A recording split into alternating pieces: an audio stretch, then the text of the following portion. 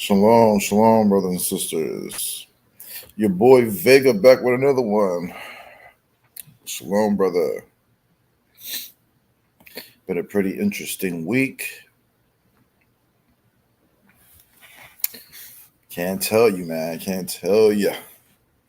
All the stuff, you know. Well, tonight I titled this video that I play chess, not checkers.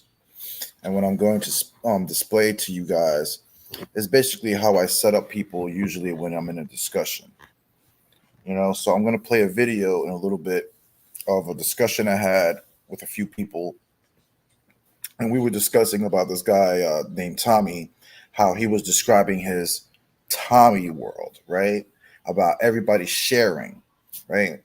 And you're going to see how I play chess and not checkers, meaning that I usually start off with a question, knowing that the question I'm asking 4 steps later is going to lead to something else. Again, and this is usually what I do in most conversations I have, that if I'm having a conversation with somebody, right, I'm already thinking 4 steps ahead of them. So they really need to be pretty aware if I'm asking them a question. Because usually if I'm asking somebody a question, I'm usually setting them up, right? And again, if I'm setting them up, again, you got to think 3 to 4 steps ahead.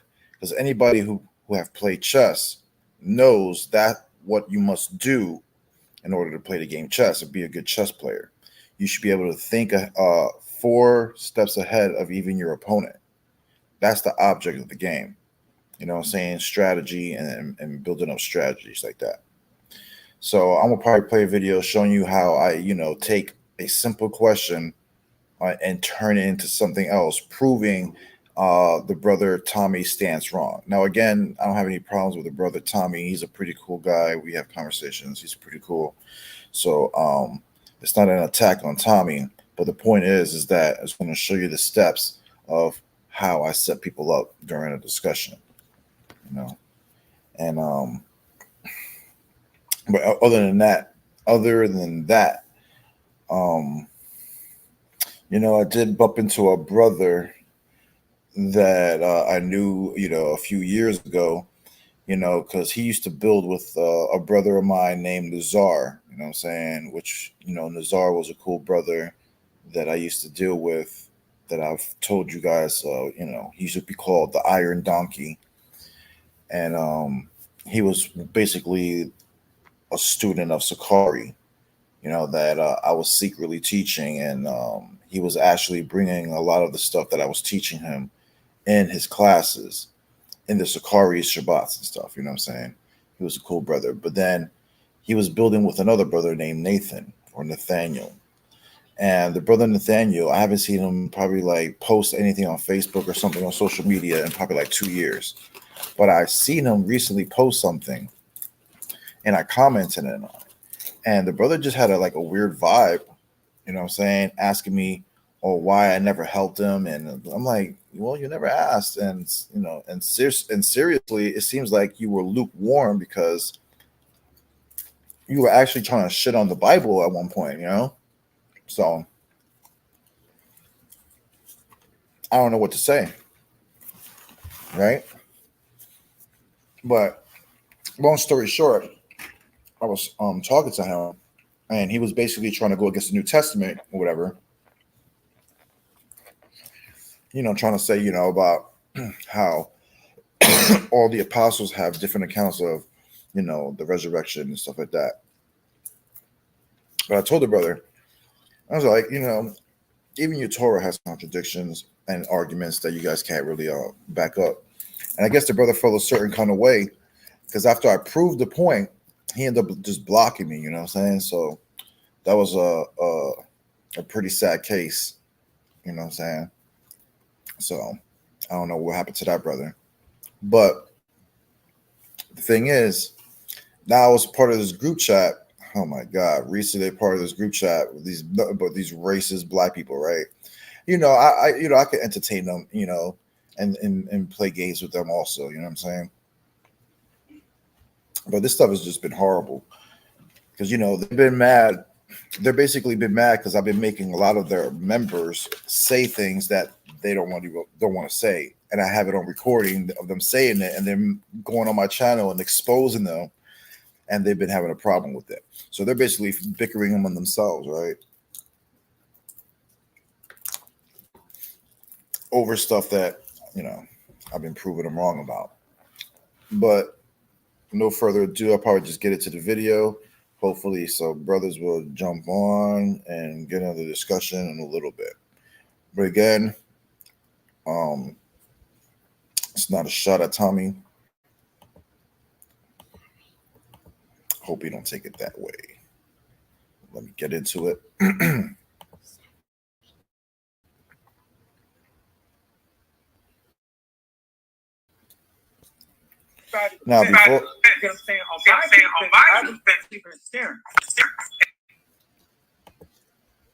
Now, before I play the video, again, I'll recap real quick. The reason they were having a discussion was that I was having a discussion with Tommy, and he was basically telling me about this world, his little world of sharing, right? That's what he calls it, where a world of sharing, that we should share everything, food and everything. Basically, going back to the native way, right?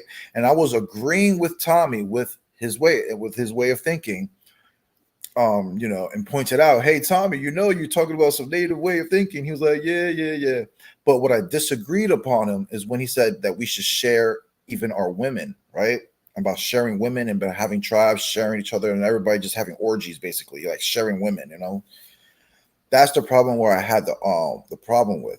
And then thoroughly through this conversation, you're gonna see how I defend the argument by not just by Tommy, but even the sister Avery when she even tries to get involved. And again, she's going to make horrible points, people. She's basically going to try to justify women being whores and shit, and women fucking fucking a whole bunch of men and shit. Like it's crazy.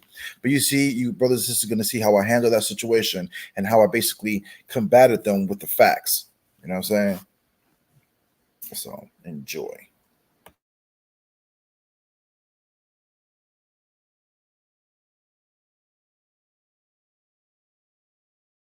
And there's other women that think like how I think, they believe in sharing too. So let all of us fuck. All of y'all that don't want to fuck like that, y'all do y'all on y'all side of the fence. That's what I'm saying. Because both now, that's an interesting question. Now it makes me wonder. So Jose was like, well, if four guys bang that one woman, they're not gonna know who the daddy is. And you know what? It doesn't matter who the daddy is, because in my tribe, we all take care of the kid. So it doesn't matter if it's his biological dad or not. All people are products of incest anyway. If the first man and woman were Adam and Eve and they didn't procreate with another human species, we all are product of incest anyway. So what I'm trying to explain is that they'll say we are from incest too. Right, but there are two creations. So, but Timotheus, they did not. That's a different argument, though. That's a different argument. But Timotheus, they didn't live in the 1960s. In the 1960s, I had to be, but in the 1960s, they have this thing called love movement. And during that love movement, everybody's super everybody. Black people hated white people, even though white people hated black people's guts. Everybody was making love. And that was a time in America where that's where you get that flower power and everything. That's where you got all that love. The age came out. Yeah. Yeah, but remember, a lot of the hippie movement were influenced off of drugs. They were called LSD. No, drugs was counterculture against the government so that people can do what they want. But besides the drugs, there was the love movement that involved physical. Yeah, touching, kissing, hugging. Yeah, that was off of ecstasy and mushrooms. No, that whole shit was. Forget about that whole shit was the counter to racism that was going on. That's why everybody exactly, because a black man can see with a white woman, nobody was mad. So there's actually a book called The Devil Hates Sex. The devil saw people having sex and getting along. He was like, fuck that. And he created the Hells Angels in the 1960s. And they broke up Woodstock. The Hells Angels, which is a satanic motorcycle gang, they drove their motorcycles right down the middle of Woodstock out there in California somewhere and broke it up. And the government systematically locked up all those white, bearded, hippie white people that were propagating this love movement. And they slowly but surely demonized human sexuality more and more and more. There was a lot of shit going on, though, on the. So how would they demonize sexuality when after that, like I said, then you have porn, bro? What was porn then? If they're trying to demonize sexuality, I would think porn would be like the height. It's the height of sexuality right now. It's kind of like porn in today's society. In today's society, there is absolute porn is not taboo. In 2022 society, pornography is not taboo like it was in the 1960s. Even back then it wasn't that bad because they had porn. So they were trying to kill sexuality and all the sex. Then why does porn exist? That's what I'm saying. You can go to the movie theater. You can go to the movie theater and see porn. Shoot, man. Little kids could just type on any button on the computer and probably pop into some people want to see crazy shit. I mean, they do. I know. That's what I'm saying. Yeah, that's how easy it is. But you just said that they was trying to restrict that. That's today's But what society teaches, like, see, the difference in today's culture and the culture of yesteryear is how. Go ahead, Jose. No, Emac was actually talking to somebody else on the phone. Timothy was speaking. All right, go ahead, Timothy. Oh, I appreciate that. But what I was saying is that the difference in today's culture and the culture of yesteryear is that sexual liberation that happened. Because there, at one point in time, there's almost a word for whore in every language. In English, there's how many different ones? Prostitute, whore, harlot.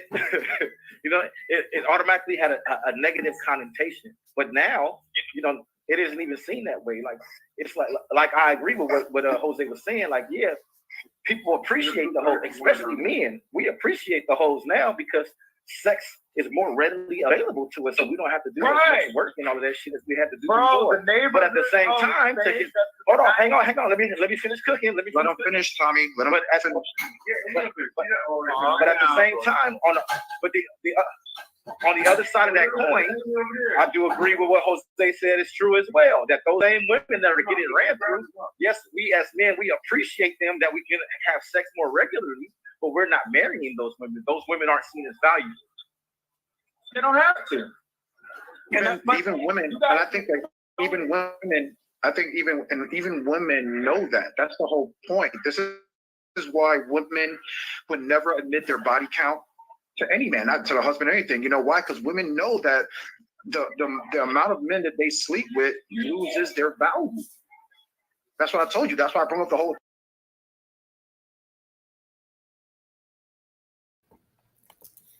Now, I want you guys to notice this real quick.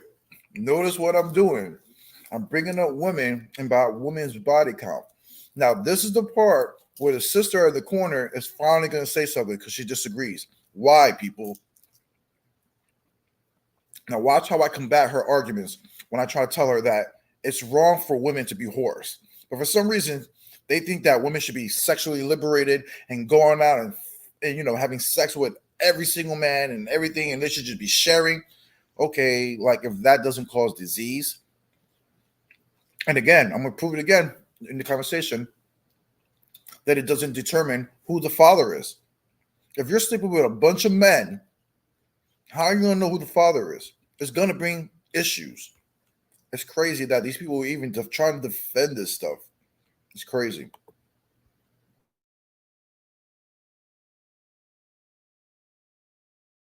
Me and Emac said it, but the whole virgin thing, this was like back in the day, that was cherished to be a virgin. You know, men wanted virgins. Men didn't want whores, you know what I'm saying? Or women who were promiscuous.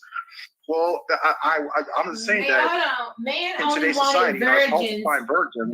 Back in the day, I'm sorry, just let me say this real quick. Men only wanted virgins because those men was men of status. So that means that they have like a lot of inheritance wealth.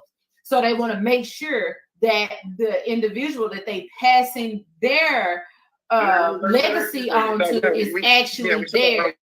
That's the only reason. Well, I just came in, so I just wanted to let that be known. That's the only reason that they were so invested in virgins. I mentioned that earlier. What? I mentioned that earlier. But today, we were talking about that earlier. But today, we were talking about the virgins. Okay, but today the sluts are married before the non-sluts are married today. We agree on it's that. Vice versa. We all agree on that.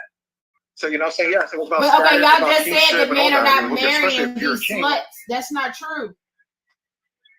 That the body count matters. Y'all saying that men don't marry sluts. That's not true. We're talking about in today's society. Yeah, in today's society, they love the sluts. They marry the sluts. I didn't say that. Well, it is true. You just came in, so you didn't hear the part. I was speaking about the value. And I was just bringing up how even women know that it's a value. They know that it's sleeping with a lot of women or sleeping with a lot of men is bad. You know, so they know it. This is why women. It depends on the man. This is why women don't tell men about their. No, they don't tell insecure men about their past. Every man is different, and women know that you can't tell all men certain things. I'm saying that most. I'm not again. Avery, I'm not saying we're not talking about individualism here. We're talking about the majority of women. Majority of women do not tell men about their body count because they know that that their value decreases with every time they sleep with different men. And I disagree with that. Right, men. Again, do y'all hear that? She disagrees with that. She disagrees when I'm trying to tell her that women should not be out here sleeping around with different men. She says, I disagree with that, meaning that, yeah, women should be out here sleeping with all these different men.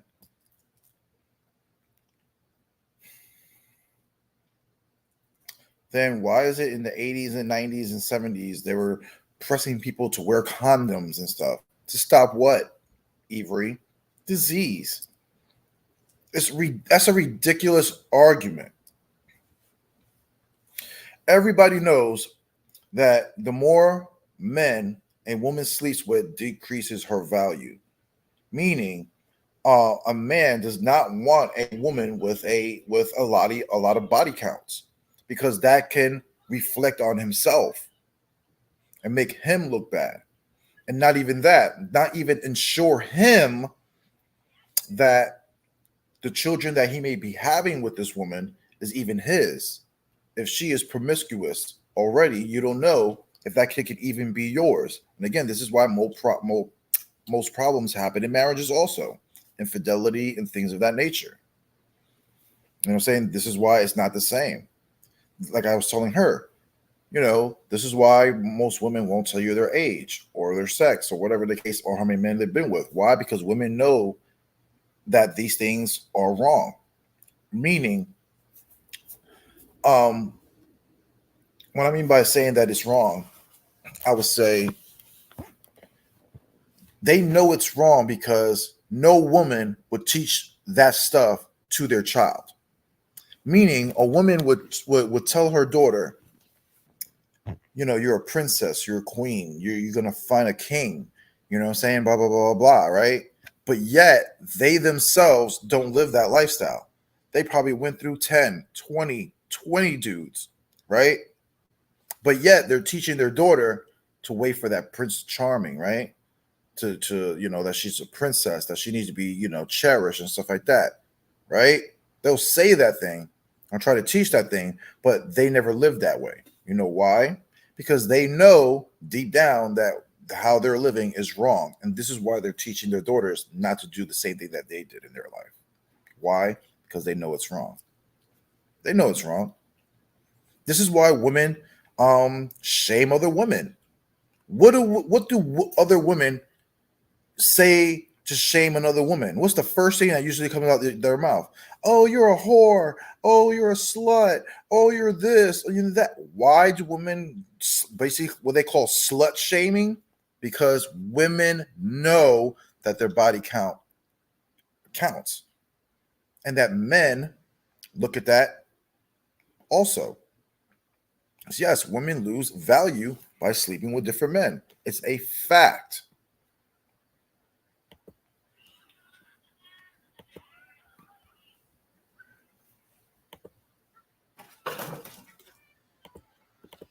And men, I'm talking about most majority of men, they don't like a woman with a past like that because it not doesn't all men are guarantee that the child insecure. is You're saying that majority of men are insecure. Right. So we can have a high body count and our value doesn't go down.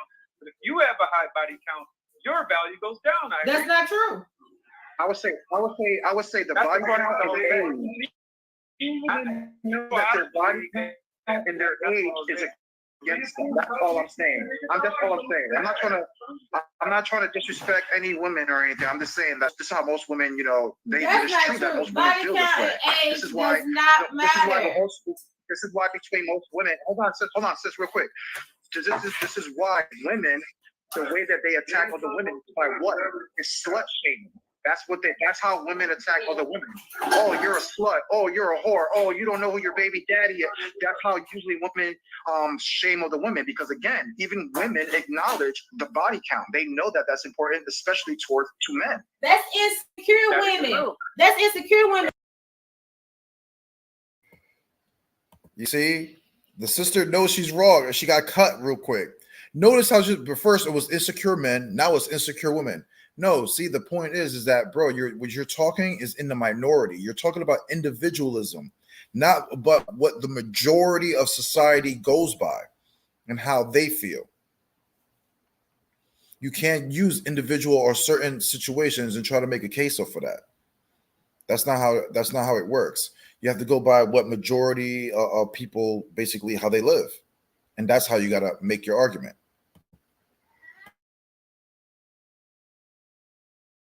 Because you know what? That woman that's saying that is not fucking like that slut. That woman that's saying that 9 times out of 10, man is cheating. That woman that's saying that, like, no, like that's not true. I disagree. Yeah, the women with low body counts, the women with low body count, they suck at 6. I'm gonna throw this down. Hey, my food to have a high body.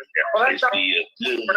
At the end of the day, I'm trying to at the end of the day, the way society is built today, that virgin, hold on, that virgin, even the way society is today. You said that virgin that doesn't have the high body count, right? That she's gonna suck at Yeah, sex. Jim Paul virgins. All right, That's well, hold on. I Hold want to on, talk hold about. on. If you marry this virgin, right? Can you not teach her what you like? Of course Not you can. really, because she got to be Okay, then. Body bag. Again, see, this is what I'm talking about. So again, these guys are trying to justify whores. Like this guy said, well, I would rather marry a whore than a virgin because the whore knows what she's doing in bed. But I was like, wait a minute. But if you marry the virgin, can't you just teach her what you like? You know what I'm saying? You know, it's funny that this one, pastor, whatever his name is, Jesse Peterson, he said it's pretty funny, right? When he was asked, he's like, "What?" She was like, "What makes a woman a whore?" And he says, "A woman that sleeps with a lot of men." And she was like, "So what does that make men that sleep with a lot of women?" He said, "Slut makers." You know what I'm saying? And that's just facts. You know what I'm saying? And women really, I'm saying like this: women really can't handle those type of discussions when, especially with other men, they just can't really get down with reality. And this conversation, and you're seeing it. I'm just using common sense to debunk their theory. I was like, wait a minute, but if she's a virgin, you can just teach her, and you can just teach her and how you like it. Why would you want a woman that's been with so many men? You know what I'm saying? And the reason why she's doing the things she's doing is because Tyrone taught her this. Paul taught her that. Damien taught her this. Tommy taught her that. Really? That's what you want? That is crazy. But again, this is how most African Americans think, I guess. I don't know. This is crazy.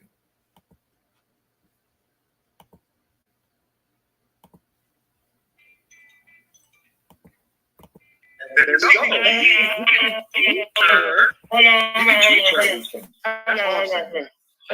like someone had to teach that slut. It depends on her values. Jose, stop. It depends on her values and what she got instilled in her head. She got to think a lot of sexual things is nasty. If she don't suck no dick, I'll put her out. I will divorce her the next day. She got something. She might not want to suck dick. She might just want to sit there military style, nigga.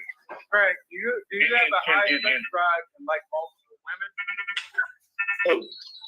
I said Craig. A lot of them innocent virgin women get fucked over, and then men bring the beast out of those women. I'm not trying to bad.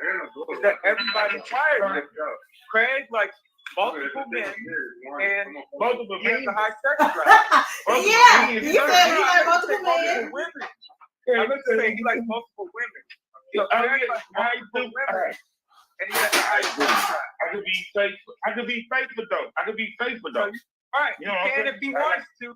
If he decides if I find the right woman, I have this person. But if I'm not in a committed relationship, guess what? Different women. Right. So my thing is what I'm trying to explain to Jose is is right from an archaic standpoint. He doesn't understand the modern world. He's outdated. But he don't understand that everybody is not wise. Now, again, I want everybody to know that Avery's talking shit now, but later on, she's gonna be cheering me on when I start asking the questions, bro. It's gonna be a bloodbath. Like I said, how I set this whole conversation up. So she's disagreeing with me now, but watch later. She's gonna be cheering me on, saying Jose's on fire.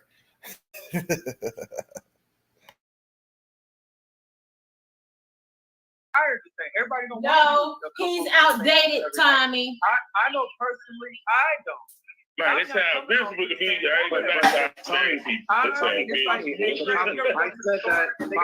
I said that it's okay I said it's okay for men to do it. I said it's not okay for women to do it. That was And my I'm whole saying point. you're So I don't outdated. know why you said that. You're outdated. That's what your brain doesn't understand. That's outdated. I determined that I was going by majority. This is why I said it multiple times. And that's Majority not of men, and majority. majority of I'm women telling feel you this that way. that's outdated. Majority of men. I even say all men. I even made the comment saying that all men, Not even cheat, majority. you know what I'm saying? They want to be with different women. Most women, majority of women are not like that. Yes, you do have Hey, man, that's whores. bad. No, that's not We true. all know Society that. We tells all the know that woman there's to be whores like and that. sluts. From the majority of They're women, not whores when they and fall in sluts. love, they fall in love. That doesn't make a woman a slut. Okay, can I talk? Can I talk? Can I talk? That's a double standard. That's a double standard. Okay, hoes and sluts say marriages, bro. If you could just go out there and pay for your wife tripping and she don't want to give you no pussy, you just go pay to go get stuff, then you go back home to your wife.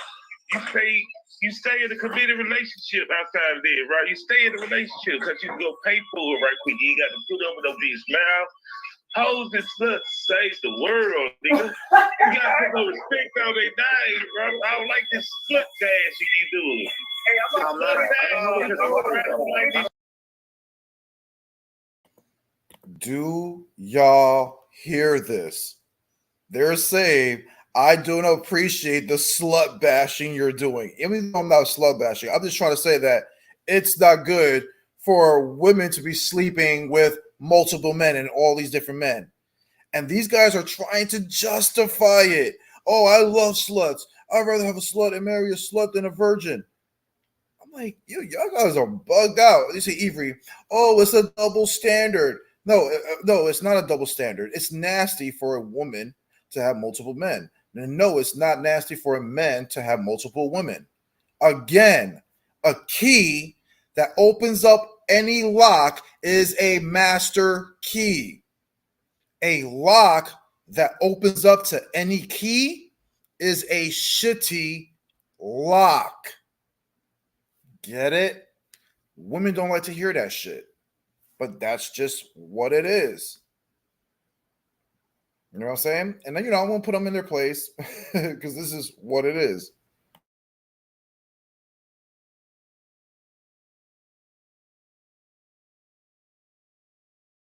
I don't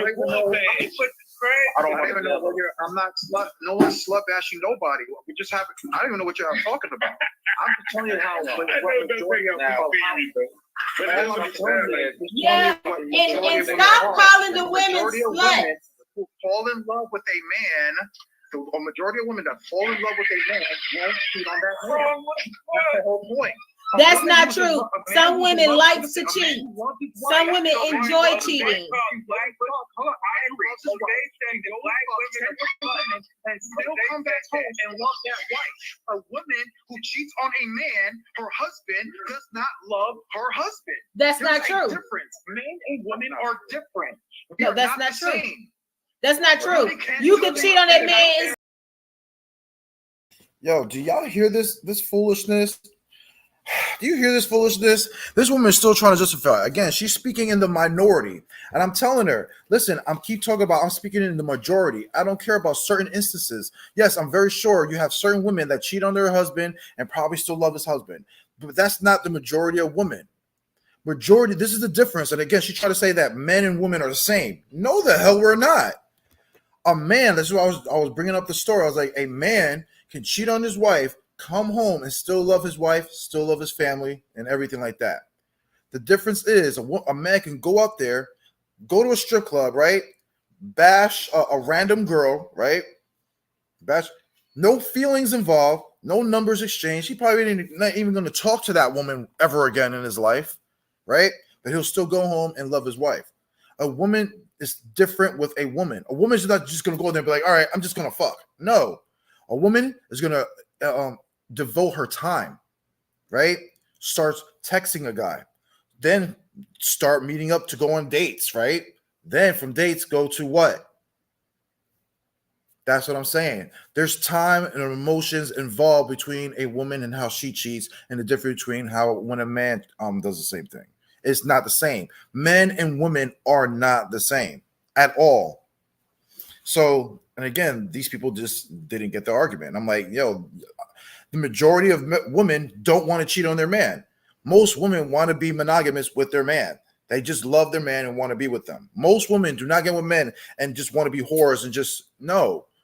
Yes, very short, small percentage do that. We all know that, of course. But that's a small percentage. That's not a majority. You know what I'm saying? Bro, this discussion is going to get even better.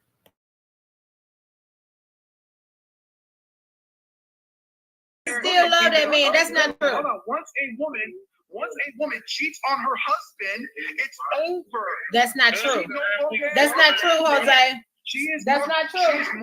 She's gonna become more emotionally attached to the person that she's having a new affair with.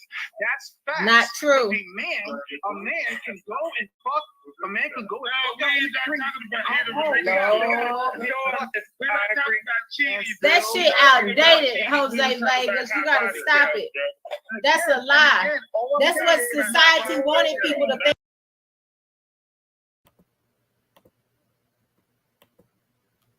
Why is she triggered? Again, people, you know why? We all know why. She probably has a high body count. No disrespect to the sister, but that's just what it is. I guarantee you that's what it is. She has a high body count.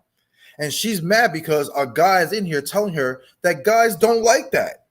No guy would like a girl with a high body count. That doesn't even make sense. Imagine that. Going out to this place, going out to a restaurant, and guys are like laughing at you and shit like that. And she's been with this guy right here in this restaurant. Are you serious? And they're here just justifying this stuff. You're over here. Stop calling them sluts, Jose. Listen, yes, they're sluts. If a woman has a high body count, she's a slut. Like, what is it? No man's gonna take that serious. No man. It's a horrible points they're trying to make, man. Think about women. That's not a lie. I've never said all. I mean, that's a lie. That's a lie. People believe this. It's not a lie. It is a lie. Cheated though. We're talking about high body count with women. We're not talking about That's a lie. there's a difference. First of all, Craig, you weren't even here for the discussion. The discussion was between me and Tommy. You came in like 30 minutes later. You didn't even know what part of the discussion we're in. You just jumped in and you're thinking that I'm saying things that you guys say here. So this is how the majority of men and women feel. Now, I'm not saying that all men feel this way, and I'm not saying that all females feel this way. Point blank, period. That's how Jose That's what I'm saying. I don't know why y'all arguing with me. I'm like, oh, Jose, you're wrong. You're wrong. I'm saying your vice fault because you're emotional right now. That's the only reason I'm saying vice fault. We gotta have one emotional, bro. We know what emotional is, bro. That's what I'm saying. I gotta know what emotional is. Okay, you very passionate in a sexy way, nigga. Being emotional is kicking out facts that cannot back up by female, Jose. No, dealing with emotions. That's the most answering with emotion is. That's what I'm saying. When you guys say, "Oh, so you're being emotional," bro, everything I'm saying is to be backed up with statistics. That's not emotion. That's all facts. That's all facts. You being People start answering things with people start answering things without facts. And again, as you could tell, the brother was not allowing me to speak because I was trying to explain the difference between emotionalism. I said, no, emotionalism, right, is when you speak without facts and you're just using your emotion. The way they were trying to say that I was being emotional, I was like, no, how can I be emotional when everything I was saying can be backed up with stats and statistics? That's not dealing emotional. Emotional is like the sister Evie was doing, was just talking, but that's not facts. That's not what majority says and what majority of society works. According to the stats, I was correct. They weren't. So when you try to say, oh, you're being emotional, I'm like, no, y'all are being emotional because y'all responses is just coming out from your feeling. Oh, I'd rather marry a whore than a virgin. Like, okay. So your opinion, what is facts? Your preference is a fact or something? Stop it, bro. No. This is why census tell you that men, especially older men, look for women from anywhere ages of 18 to 20, what is it, 24. Why? Because you have a less chance of that woman sleeping around. Who wants a 30 or 40-year-old catcher's mitt? Like, come on, let's all keep it real. Nobody. You have those simps that do. Can I say something? Can I say something when y'all done yelling? When you guys finish yelling, can I say something? Let Timothy speak. Now, while I do agree with what he said, there is a fine line and a gray area in there. It's like, yeah, men typically that cheat, you know, because men are very, how would I word this? We're pretty cut and dry, black and white. Like, if our emotions are involved with a woman, we might see a woman with a fat ass, and at that point in time, yes, we could have sex with that woman and it not hinder the love that we have for our wives. But at the end of the day, it boils down to a choice. And the same thing with women too. Just because you have a woman and she says she loves you, that don't mean that the rest of the world is not attracted to her. That don't mean that she only sees you and no other man and every other man in the world that exists is ugly. That's not how it works. It boils down to she can choose to whether or not she want to sleep with someone just on the sole purpose of she thinks they're attractive, not because of any emotional tie or connection. The same way that men can. It doesn't happen in mass, but that's how human nature works. You know, monogamy and cheating are 100% conscious decisions that individuals make. That is correct, Timothy. That is correct. That's what I'm trying to get over there to understand. Everybody's brain is wired different. You can't take somebody that's the average.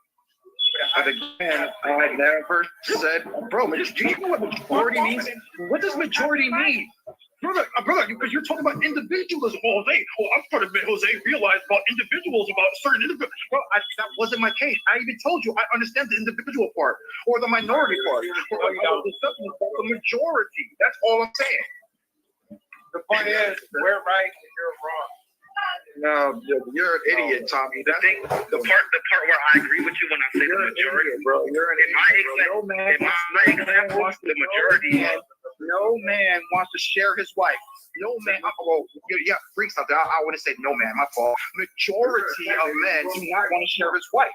I'm sorry to say. I don't know. I'm married.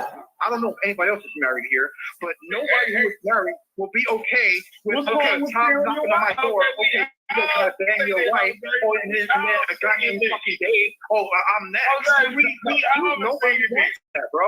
So when you talk about women sharing, bro, stop it, bro. That's just crazy. Hey, Jose, we need to be right for that. We all agree with it. Like most men, we do have our ownership of women problems. We be making motherfuckers our girlfriend who don't even want to be our girlfriend. We have ownership problems. We want to We're very selfish. I agree with that. That was something Tommy said earlier. The way Tommy worded it is that we are all innately wired to not want to share. So that also ties into the virgin thing too. You can kind of look at it from that point of view at the same time too. I'm not saying that that's what it is, but I'm saying you can also look at the virginity point of view as saying, well, I'm the first man to ever touch this woman, you know, a pride thing. Right. Yeah, correct. You know, and then that together with the whole bearing of children, but the bearing of children part only comes in if it's your wife, because they had kings that people would go to different nations and they would offer the king virgins as a gift. He wasn't going to marry them and have kids with them. It was just the honor of him knowing that he was the first man to touch these women. That was the gift. Right. And if I was a king, well, I am the king, I would do the same thing too. Hey, right there. Yeah, but also being a king, that's what I'm saying. The whole purpose of that virgin is to make sure that kid is going to be yours. That's the whole point. No, but that's what I'm saying. I'm not saying that they gave them a virgin to be his wife. I'm saying they will come and be like, here are 50 concubine virgins for you as tribute to your majesty. So basically they're saying, we're going to give you these fine women and you're going to be the first one to touch them. These are not, they ain't been ran through or nothing. The value in them, the fact they were virgins, is that he will be the first man to touch them. And then after the king smashed them, he would throw them in the harem for whoever else. They would go to the brothel. But the whole point of the whole gift in it was that the king was the first person to touch him. After the king smashed, he sent him to the brothel. All right, y'all, that was wrong. Now everybody talking about what king are you talking about?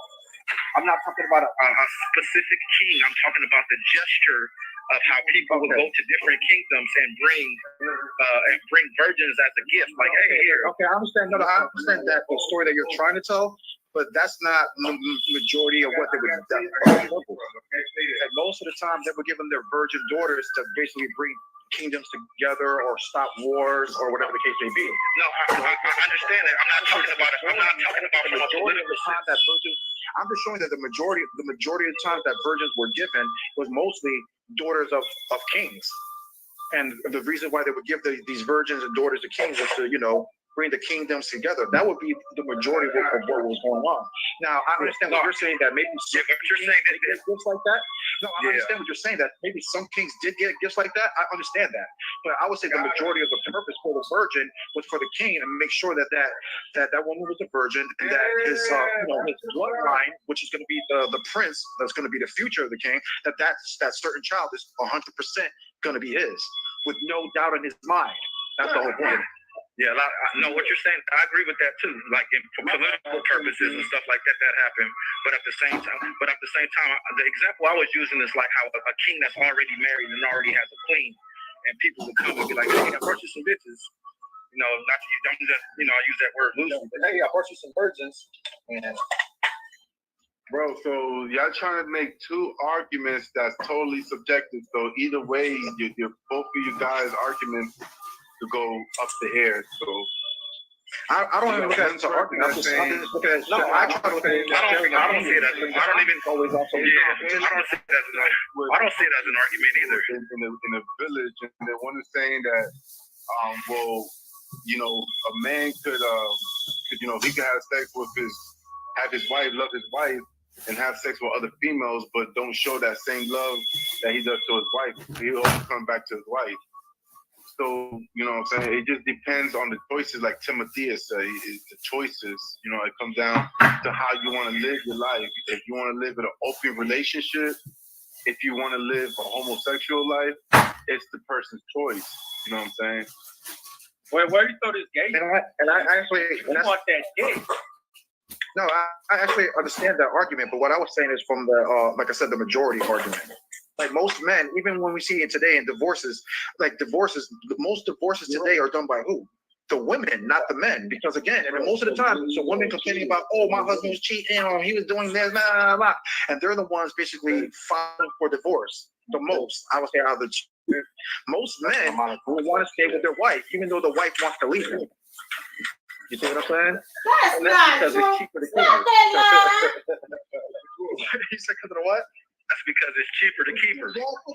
Yeah, Right. cheaper to keep. He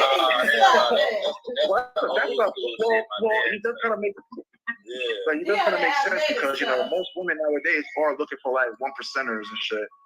So yeah, not even 1%ers. I don't care if you work at Walmart. If you work at Walmart and you providing a life and a majority of everything for your wife, and she go to court and y'all got kids and that judge give her them kids, guess what? You paying child support and alimony automatic.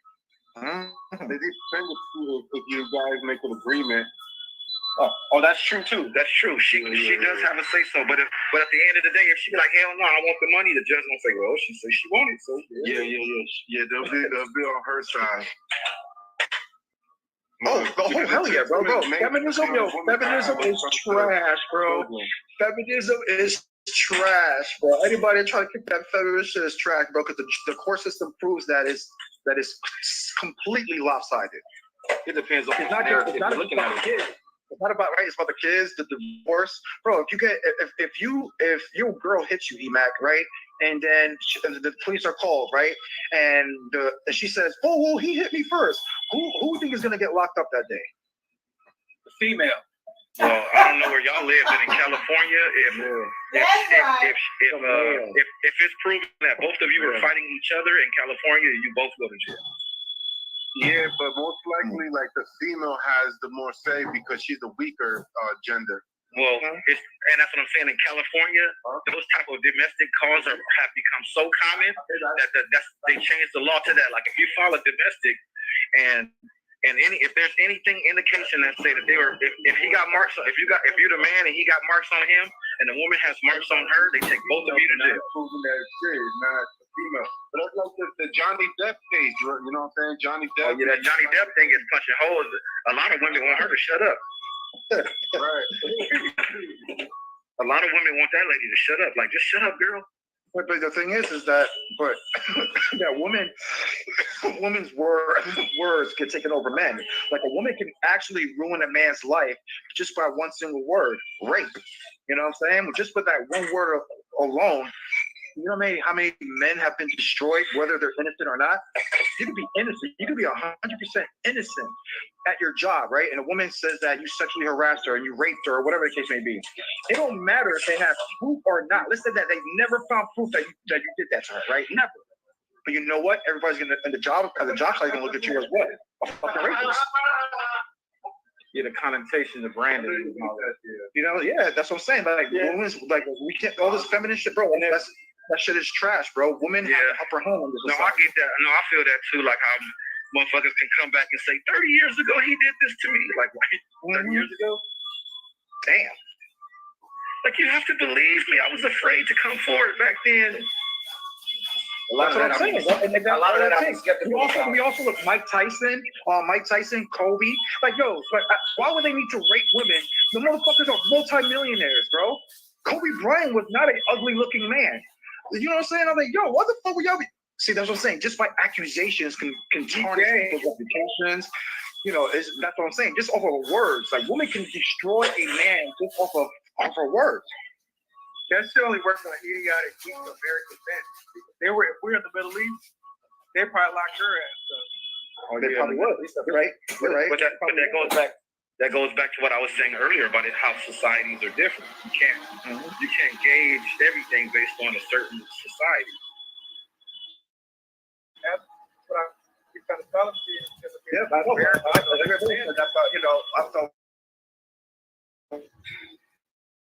we were talking about America because we were talking about, I was trying to get back, you know, if he smacked his girl. Oh, this will be. So America does represent all. Oh, well, you're all right, Tommy. That was the original argument. That's going back, but we were continuing the conversation. And I was just bringing up about how feminism is trash over here in America. So Tommy, I personally don't believe that it's human nature for a man to have 4 and 5 wives. But that's me looking at it from a modern perspective because I don't want to be responsible for that. I don't want to be responsible for that with women, man. I can't. But the thing is, Timotheus, let me ask you this, Timotheus. But let's say that you were rich. Let's say that you were rich. Would you be able to handle 3 or 4 women? You could buy each of them a house. You don't have to stay in the same house with them, and things of that nature. Like if you could support them. If me in the current state of mind that I have right now, if I was rich, I would absolutely not marry 4 women. I would have 4 women that I kick it with, but I would not marry all 4 of them. You only have one. I wouldn't. The only way that the only ties that the other women would have to my lineage and my wealth would be the children that they bear. So you want 1 wife and 4 concubines? That's pretty much what it would be. Yeah. I would only give one of them my name. So that's just how I'm built. That's just how I'm. Human nature, man, like want to have 1 wife but have sex with other females. Yeah.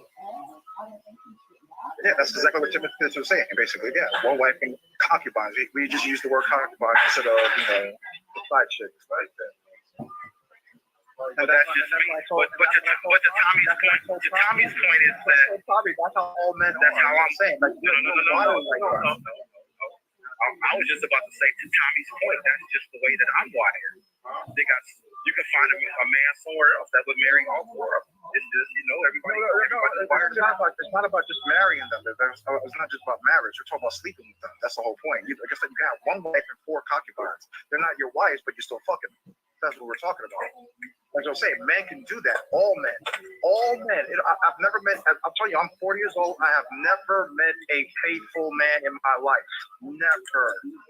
If a guy was to tell me that he's faithful, I tell him all the time, bro, stop it, bro. If I guarantee, if I get you some 21-year-old fine ass woman, whatever flavor you like, whatever, I guarantee you're gonna smash. Stop it. And they all talk about, let's have a dick sucking contest. Bitch, you're gonna pull down your pants. Like, stop it. Like, this is how men are. And us men shouldn't be ashamed of it, because just that's how we are wired. We are here to conquer women. That's what I'm saying. But that was my argument about women. I don't feel that women are built the same way or wired the same way. That's all I was saying. Okay, that's a strong statement, Jose. That's a very strong statement. Guess what? That only applies to how you're wired. You haven't met. No, that's how all men are wired, bro. No, you're not. No, so Tommy, have you ever met a faithful man in your life? That only been with one woman? I'm that faithful man. Do you have a girlfriend? No. Stop it, bro. All right. How about you, Timothy? You ever been with a wife? When I was like in my youth, right? I believe that one woman. I believe like I was never. Yeah. Brother, you don't even have a girlfriend, so, or a wife. So that's what I'm saying. Like, I would like to ask somebody that does. Hey, my wife and I, me and my wife been together. I call them cows. I have cows, but I let my cows roam. One of my cows is roaming right now. Okay, that's cool. All right, brother, I understand. I'm just talking about brothers right now who just have a wife or a girlfriend right now. That's what I'm saying. Like, so they can speak for their experience with their. Me and my wife have been together for 19 years, and this August will be 13 years of marriage, and my marriage is in no way, in shape or form, has it ever or will ever it be perfect. We have dealt with infidelity on both sides and shit, so. And even dealing with infidelity on both sides, we decided to fucking work our shit out and make our shit work and keep our family intact. So that's why I said it all boils down to choice. It all boils down to choice. Like, love and all of that shit as ideals and emotions and all of that, that shit is on surface level, on surface deep. You know what I mean? Like, when you look at it from more of an institution of just, oh, well, we're married on paper and it's legal. When you look at it from a standpoint of, as I made a vow to this person that no matter what, sickness and health, good or bad, broke or whatever the fuck, that we decide that we're gonna hold each other down and make sure that we have each other's back. When you take it serious like that, then you have you can have a healthy relationship. And some people will be like, well, if y'all both cheated on each other, that wasn't healthy. Well, it's like, well, not being perfect is human, so that's healthy. If you meet a person that's 100% perfect, then red flag like a motherfucker. Red flag, because nobody's perfect. No one's infallible. A motherfucker that's come off as infallible got a whole fucking graveyard in their closet. Fuck a skeleton. They got a cemetery. They got a whole mausoleum in their shit. Because at the end of the day, no one is perfect. And shit, it was my homeboy actually broke some shit down to me, because I was talking shit to him because he's dealing with this woman that is not really that dope. She's like really the second or third woman he's dealt with since he's been divorced, and he's just like super on her, and he complains about her and all of that. But the one reason he say he keep going back to her, it's because she has the best pussy he has ever had in his whole life. He says, in my whole life, I have never had pussy of this quality, despite the package that it's in. And and I told him, when I was like, well, don't you want other shit? Like, because he complains like that she's not very intellectual, she's not congenial at all or nothing. And then he complains about that, like he still craves like he wants to talk to other women just to satisfy those different urges that he has to just enjoy your woman's company. And he said he had sat down one day and he thought to himself, like, I'm looking for something that's perfect. But perfection is the enemy of what's good. Because you can have something good and reject it because good isn't good enough when you're looking for perfect. So this is how, and he was saying, this is how you see a lot of older women still single because they're looking for Mr. Perfect. Mr. Perfect don't exist anywhere except for in their minds. So they can actually come across a man that's actually good for them and will be in a healthy relationship with them, but they'll skip over him because he's not perfect. Good isn't good enough. It has to be perfect.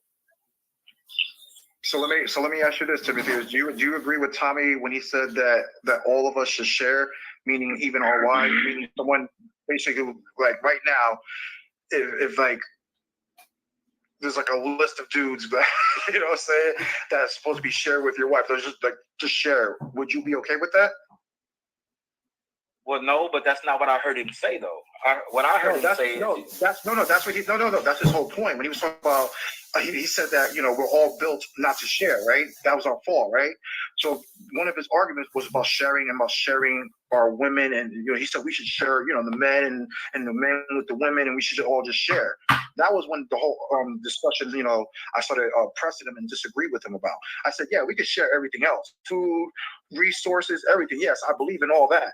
But when it comes to our women or our wife, no, that was when the discussion basically started. But then he asked me, he said, yeah, it was like, you should be able to share your woman, blah, blah, blah. And then he started naming people. It was like, if someone knocked on your door, that's why I made the same example earlier. I was like, yo, would you be okay if a man knocked on your door? But like, yeah, man, my name is Dave, you know what I'm saying? I met your wife at the grocery store, we had a little vibe, you know what I'm saying? She told me to stop. No, you know what I'm saying? Like, and you have to share your wife, Yeah, like, no men are like the that. only way in any society that I can see people being okay sharing their quote-unquote wives will be like a post-apocalyptic type scenario. That's the only thing where it's like, that's what the swingers are for. Like a nuclear war or some shit, and like only 700 people survived or some shit.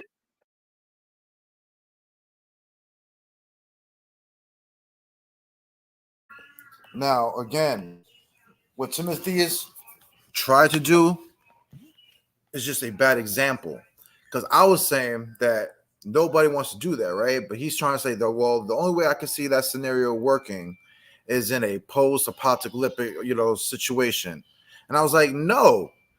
If there's, like I say, if a nuke dropped, right, and killed like 99% of the population on the earth, and there's like a few of us left, no, men are going to be more territorial with their women to make sure that their seed line continues.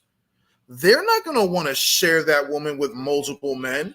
Are you crazy? Like, again, another horrible point that this brother just made. You know what I'm saying? But I let him make the point. But watch, I'm going to debunk it in a second. But, like, that's what I'm saying. Like, sometimes people really don't really think when they say these things. You know what I'm saying? Because, again, that's what it is. Men is territorial. No one's going to allow somebody to knock on your door and be like, hey, my name is Paul. Yeah, I met your wife. Yeah, we're going to share. You mind if I share you real quick? I'm just going to, go in your room real quick, bang it out real quick, and then, deuces, one love. Yeah, right. Stop it, bro. And this is how I started the debate. Off that premise, remember, people, chess, not checkers. So I started off with that one quick question about sharing women, and watch how I turn it into the end result, which, like I said, with the discussion keeps going. I'm going to make like 4 points. Right now, I'm still on the point about sharing women. Then I'm going to bring up another point about debunking his sharing theology of the women, right? I'm going to bring out like 4 powerful points, and the last one is probably the most powerful.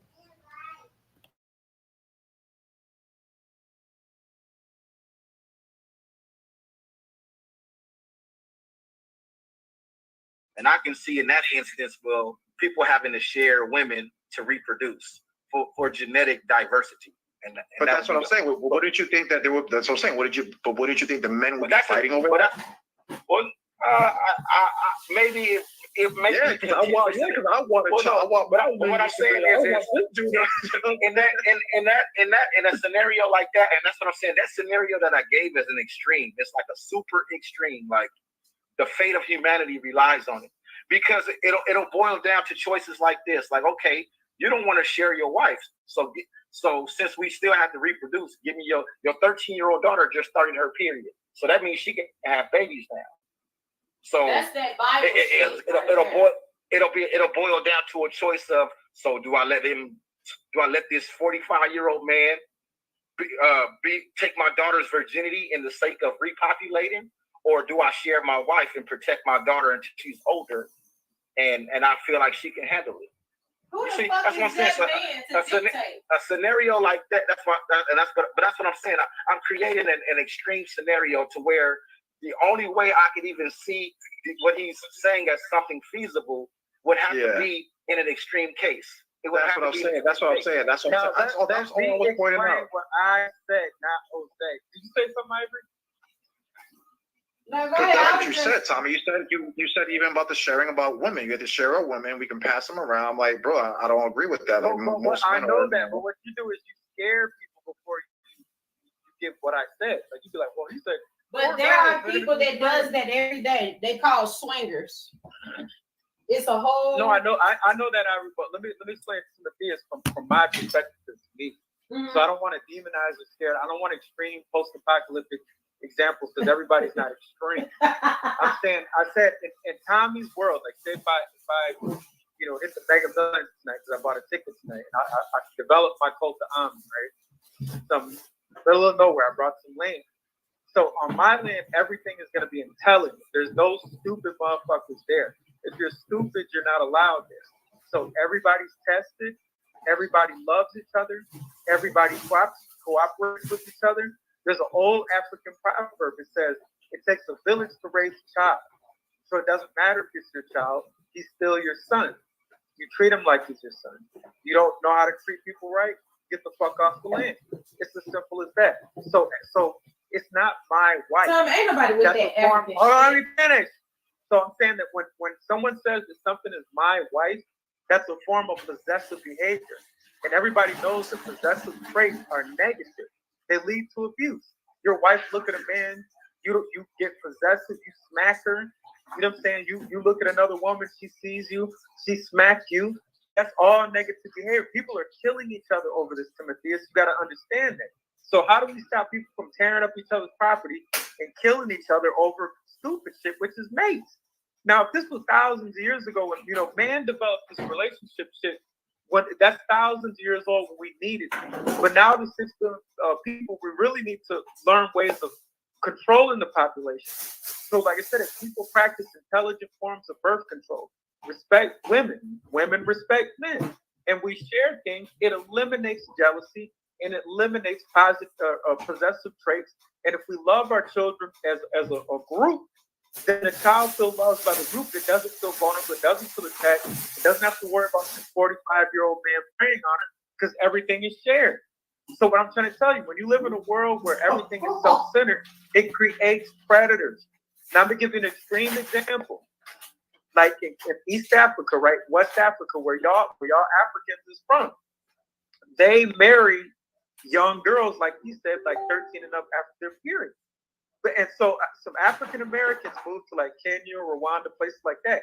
And they said, we noticed as we were walking around, children just walk everywhere, like by themselves. They walk to school, they walk to the store, nobody's preying on children, right? And African Americans do it too.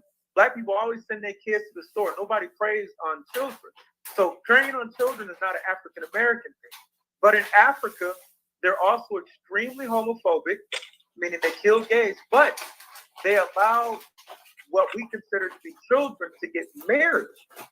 So the same culture that doesn't prey on children allows children to get married at a young age. But us in America, we still see that as predatory. But in their culture, there's no pedophiles and rapists. And so I got a lot of hot water when I first entered these chats because I tried to explain this to the African Americans who don't understand that everybody's brain is not wired the same, and different cultures have different practices.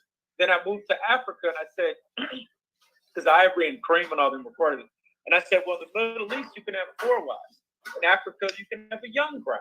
In the white man's kingdom, you can have the same sex. So I was trying to explain to them is that what you like is based on wiring. Some man might look at another man and get a boner. Another man might see another man and his Johnson shrink up and his balls shrink up, and it's the worst thing ever. It's all about wiring. So we got all these people with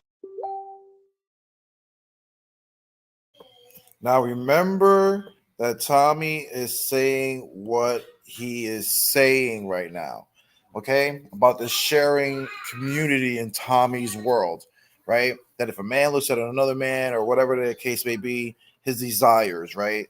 That it's a free society, that they could be doing these things, right?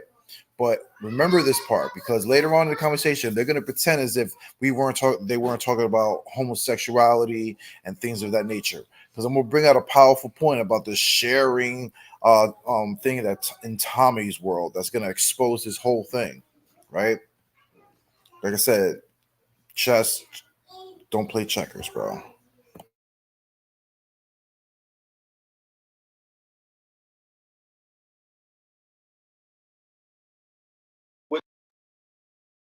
different kind of wiring. How do we come to an agreement with all these different brains saying, I like this and I don't? We learn to share. That our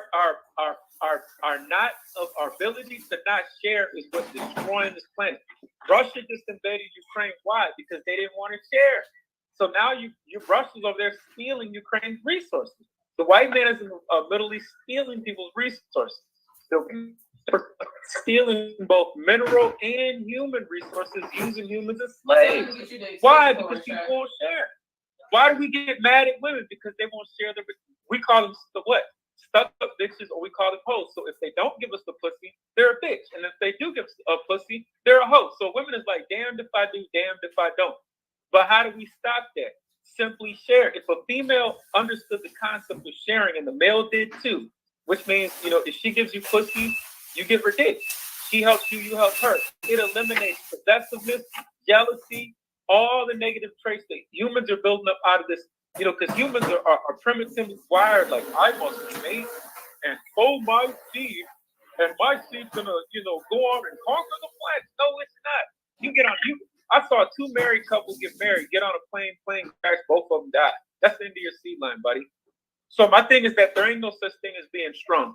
We are soft biological creatures that act tough.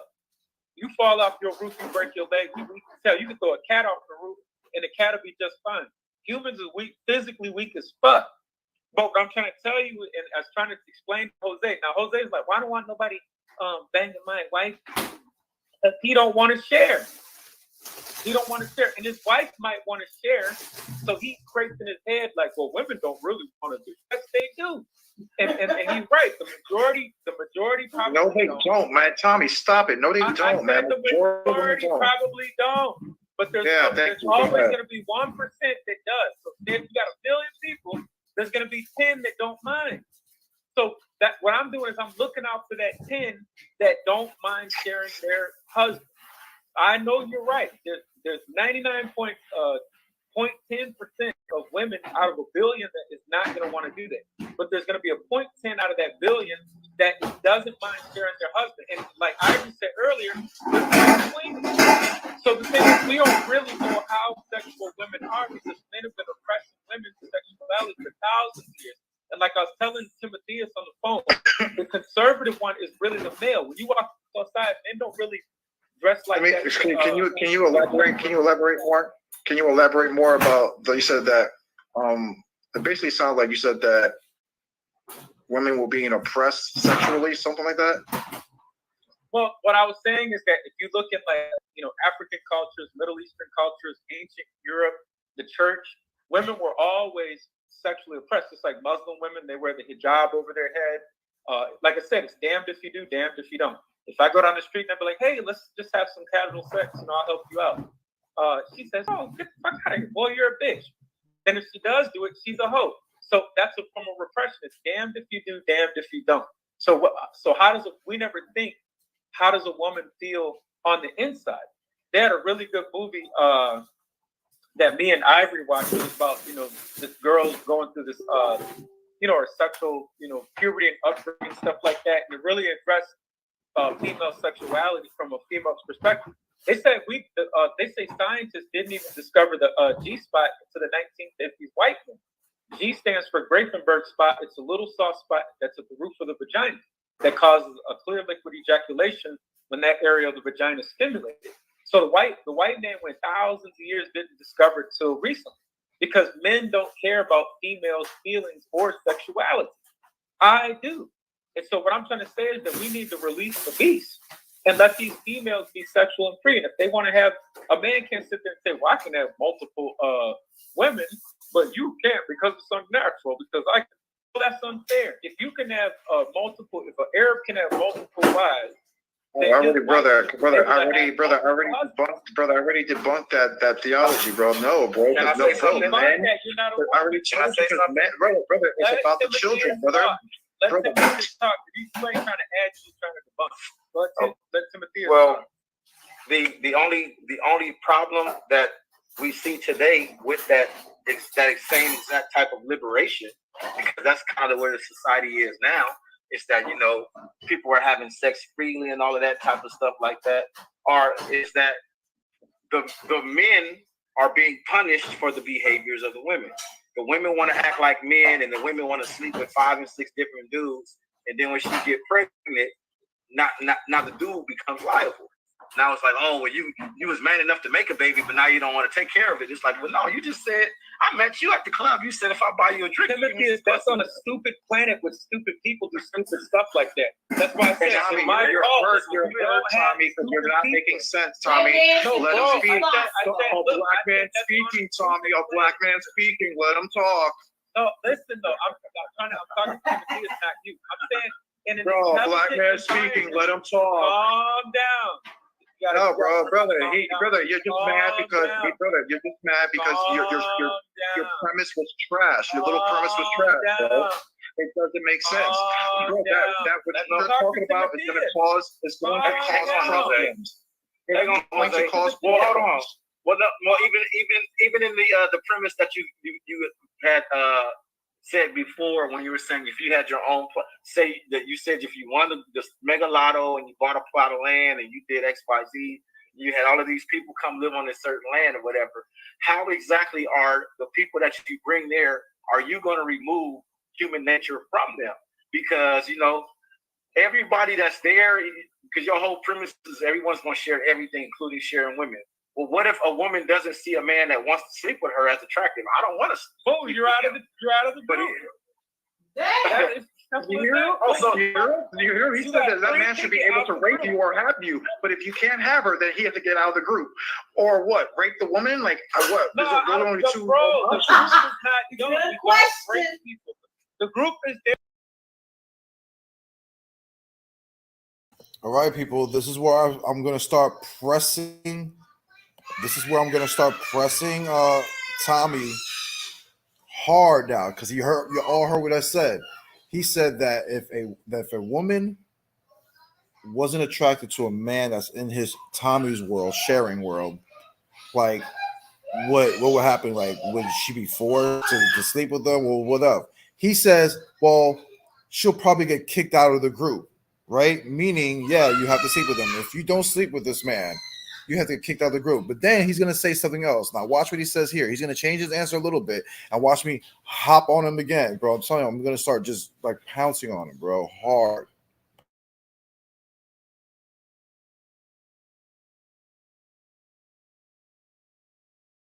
There to protect and love. If you don't like what the group, that's why I say everything is based on wiring. If there's a guy on the thing and he wants to hump you, we all get along like that. You can close your eyes and hump him and pretend he's handsome. If you can't do that, you got to get out the group. You got to get out. No, it's not. Get out. That's amazing. Go join another You heard group. Tommy? He said, "Yo, you should hump him and just close your eyes and pretend that he's somebody else." You hear it? Right. You see that? That's what he said, that the woman should just close her eyes and pretend this ugly man that she doesn't want to sleep with, hey, but if you don't do that, you could get kicked out of the sharing group. Now, again, I'm telling you, this discussion is gonna be so beautiful. How I set it up this whole time from all these questions is gonna lead to daggers.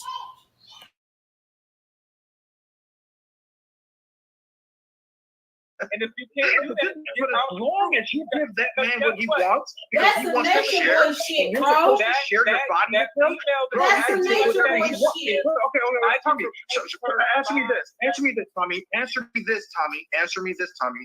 So, I'm a part of a group. I have this fucking 65-year-old man who's talking about how he wants to sleep with my 14, 15-year-old daughter who had her period. You're telling me that I should share my 14 and 15-year-old daughter with the 65-year-old man?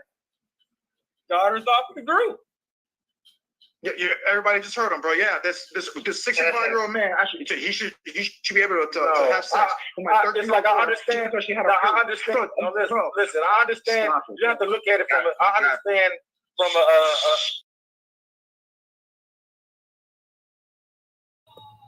And there it is. Cat's out the bag.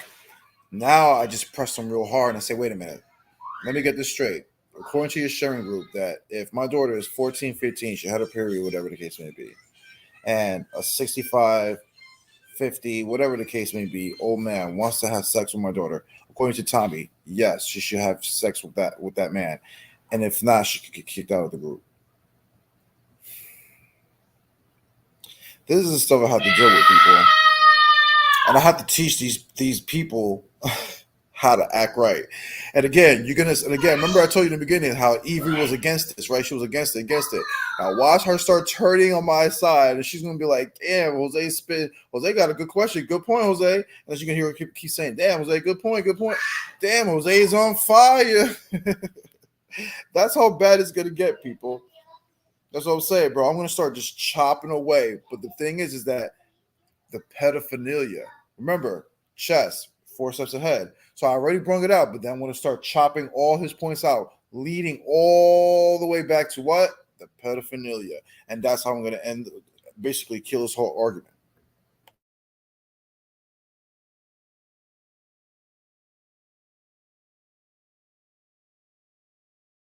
a philosophical standpoint is what he's saying is that he's talking about creating a society to where in that society that he creates, this is seen as the norm. It isn't where we can't apply the nuances that we have now, because the nuances that we have now are the product of the society that we live in now. Okay, right. Okay. But he put us back in time. That's a color purple society. Because you will still have to have rules and stipulations. Like the reason why I said the reason why I just said 13 was to go with the agreement about the period argument. But let's say that this 65-year-old man is attracted, just like pedophiles are, to a fucking 3 or 5-year-old. What then? Am I supposed to share my 5-year-old child with him? Am I supposed to allow my 5-year-old son to sit on that man's lap and let him fondle my son? I don't get what you think. Jose, if you are attracted to a 3 or 5, you're going to jail. You're not just getting. What are you talking about? Brother, you were just talking about a sharing society, about sharing everything, about sharing women, about sharing. I'm saying, when you start doing things, bro, you're going down a slippery slope. You're going down a slippery slope with that argument. That's what I'm saying. How young can I get them? Jose, you got to tie it to what he was saying earlier about it. Like I just mentioned, now it being a whole societal thing. Like right now in 2022, you can go to some areas of Africa right now, and a 60-year-old man would be marrying a 15-year-old girl. And in that culture, there's nothing wrong with that. No one in that whole society would bat an eye. I understand that. That's what I'm saying. That's why I was asking Tommy, where did you guys draw the line? Because I guarantee you that same African nation that they're talking about, that 65-year-old man, they're not going to let a 3-year-old or 5-year-old be molested. Do they do that over there in Africa? Jose. Well, no, I just use Africa as an example. I'm asking Tommy. Molestation is a whole other. This is why I'm asking Tommy. This is why Tommy don't want to. Tommy, I allow you to speak so many times, bro. Just let me get my shit out. All right, so hold on a second there, Jose. So on my compound, remember I told everybody it's full of intelligent people. So if you even have a thought to fuck, a young person like that, not only you're getting off the compound, I'm gonna notify the authorities. So we're not. So the thing is, there's not gonna be no old man that's gonna be like, Jose. See, the thing, he's interjecting his own personal family into a fictional thing. This is a fictional compound, a fictional scenario. None of it's real. He interjected his real family into a fictional thing. So what I'm trying to explain to you is that, what Jose has to understand is that attraction is a two-way street. This might be a good-looking old man, and she might be 15 years old and saying, he's good-looking. He reminds me of Pops, and she might want to have sex with him. So again, Timothy has said you can't apply today's nuances to other cultures. But what you just said right now contradicted what you just said a minute ago, because just a minute ago you just said if somebody wasn't attractive, they got to close their eyes and lay there and let him do it and just pretend that he's attractive and imagine somebody else that's remember, attractive. The group is intelligent. You don't have to do anything you don't want to do. But I'm saying, I would ask her, like, what is your reasoning for why you don't want to bang this particular guy? If she says simply because he's unattractive, I'm saying that's not good. Yo, Tommy, that's not good. But that's a fallacy because arousal comes with attraction. Arousal is the direct effect of attraction. If I like big booties and a woman walks by and pull a big ass booty out, I'm gonna be attracted and be aroused, and my penis is gonna be like, doing, doing, doing. But if it's a woman that got a fucking pancake booty and she like, I want you to hit it from the back, and she bend over and it look like a fucking chalkboard with a line on it, I'm not gonna be excited to hit that flat chalkboard ass. Exactly. Look, my eyes can be closed. The same way that you're asking that woman to close her eyes. That's what I'm saying. You're going to a slippery slope. Like I said, if a man has a fetish for children or a woman has a fetish for children, what would be the boundary in that sharing of that group? That's what I'm asking you. You said a woman. What would be the sharing of that group? What would be the age restrictions and stuff like that? Like what you can do or can't do? He answered that already.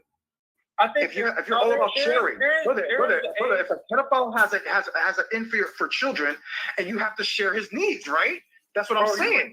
His needs have to count. His needs have to count, right? Bro, calm down, okay? That's the reason Nature Boy is there right now. Hold on, calm down. So, what you calling a pedophile is a modern term. What you call a child is equally as attracted to an adult as an adult is to a child. Everybody just heard a child is equally attracted to an adult. He's trying to. Go ahead. I'm trying to finish what he's saying so I can understand. Calm down. Hold on. So when I was a kid, right? When I was, whatever they call a kid, when I was in 5th grade, I liked my blonde-haired teacher. If my teacher kept me after, because I like pussy, so if I blonde and I'm a child. If my blonde-haired teacher kept me after class, wanted to have sex with me, I would have sex with her. I would keep it a secret. Because I'm not stupid. I'm not stupid. I like pussy. She looks good. Everybody, y'all hearing Now, this man. Calm down. So when a young girl sees an attractive man, if my teacher did that, she's not a pedophile. So I'm trying to tell you that young people can be attracted to older people and vice versa. So what y'all have to do is y'all got to distinguish someone that is predatory from someone that just has an innocent attraction, which happens all the time. There's tons of students that are attracted to their student teachers that come in. Nothing ever really happens. People be like, okay, so you're saying as long as it's consensual, right? So that's basically what you're saying? Well, our student teacher, he's hot. He's hot. That happens all the time. That's normal. But a teacher that's sitting there preying on his students, like, well, you want to get that A+, don't you? Stay after class. That's the bad one. Like I said, it doesn't take a rocket scientist to figure that out. Anybody that's attracted to a child, is out of their mind. You need counseling. If you're attracted to a 3 or 5-year-old, if you feel you know what? You actually made me think about something in my own childhood, and now when I think back on it, I'm thinking about these lady teachers. Like, but how old were you, Timothy? If you were in like middle school, I'm very sure you weren't in kindergarten or 1st grade talking about smashing your teacher. We didn't say kindergarten, 1st grade. No, yeah, we didn't say that. I understand that you didn't say it because Tommy didn't answer my question. I asked him, what age group are we talking about? And y'all heard me say it. Lowering it down to damn 1 year old. Who in the fuck wants to fuck a 1-year-old? That's not what we're talking about, moron. Timothy said, somebody is like to use my own example. No, like if you want to play the muting game, Tommy, we can fucking play the muting game. We can play the muting game. We can play about the teacher penis pressed against her from getting a hug, feeling her soft titties, and she continued to give me hugs. It makes me think now that I'm an adult, like, wait, was she getting pleasure out of that, or was her gratification? No, she's not a fag. You're a male. Right. You might have been okay, and it's not. How old were you? How old are Timothy? How old are you when you were sixth grade? About 11. What, 12? Like 11 or 12, 11 or 12, yeah. Yeah. And that's around, okay. So, and that was around the same time when you say women these days have their periods around that time. Well, 12, 13. That's around normal. But I was asking. That's the question was never answered, Tommy. That's around the pituitary age. That's around the pituitary age. My question wasn't answered. At what age? See, y'all can play these word games all you want. I asked a specific question, and I hate when people run around my question. When I was talking about age, and I specifically said, what, 3 years old, 5 years old? Is it okay for pedophilia? Y'all also fucking on 11 and 12. I understand when we grow older, we get attraction. But when you're 5 years old, you don't think about women that way. And neither do women think about men that way. So that's what I'm asking you about these age restrictions, Tommy, and you didn't answer it. You started going on a spew. You started going on a spew about, when I was in school and I wanted to fuck my teacher. I understand that, bro. I understand that. Me too. But you know what I didn't have those thoughts in kindergarten, first grade. I didn't look at. I didn't either. I was playing with G.I. Joe. That's what I'm saying. Playing with G.I. Joe. But I'm built different than yours because I like my kindergarten teacher. But my whole question was, according to your sharing group that you're talking about, that you share everything with, at what age would you be allowed to share young children? That's what I'm saying. When would they be okay for you to be sharing for sexual pleasures? That's all I'm asking. It would be like in biblical times. It'd be like teens. Nothing under. So the pituitary state, or is there an actual age number? Because there are girls that start their period at 9 and 10 years old. It's rare, but it does. No, I will. I was thinking about that. Actually, no, Timothy, you're right. I will give it a route. Actually thinking about that. I would have to say probably like 11. Thinking about that. Actually, no, Timothy, you're right. I will give it a route. Actually thinking about that. I would have to say probably like 11.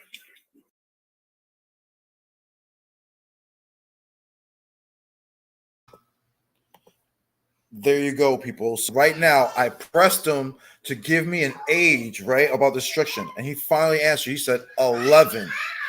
Okay, people, 11 years old is when it should be okay to start sharing this little girl amongst the community for sexual pleasures, right? For this little community about sharing, right? So watch how I'm going to attack this, right? So basically, I'm going to tell them, wait a minute. So you're telling me that if a 50-year-old man wants to have sex with, because they're a pedophile, they can't sleep with a 5-year-old, 6-year-old, 7-year-old boy, right, or girl, but as long as they're 11, you will be okay with that. You see, people, I told them, you heard me, I told them twice, so you're going down a slippery slope, bro, with this discussion. And I warned the brother twice, because this is just a horrible argument that he's making.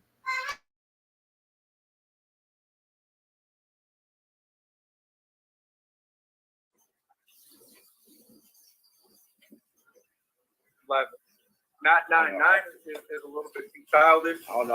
Okay, so everything. I thought you was gonna say 13. Everything you answered at 13. You just said 13 for answering my question. 11. Thank you for answering my question. So let's go with that age 11, right? So you're saying that a guy who wants to, who's a pedophile, or let's say pedophile, let's get rid of that word, but just likes young people, he can do so as long as basically is 11 and up. That's what you say, right? That Bro, would be okay. Listen, nobody on the planet. Listen, I'm gonna answer the question, but listen, the society is not about some guy that's like, I'm 50. I don't want other people that are 50. I just want to target this 11. Bro, it's about love. So it's not the age thing is irrelevant, because if I was on this magical compound, he could bang a 50-year-old or a 90-year-old. say some 90-year-old wrinkled old woman wants to play before she dies. Somebody can play her if they want to. So it's not like you're thinking that these guys are like seeking these kids. Well, it's about love, man. It's about attraction. It's not about so again, you're saying that if it's not about love, it's crazy. So it's not about love. He said it was about love. That's what he just said. Okay, that it isn't about love.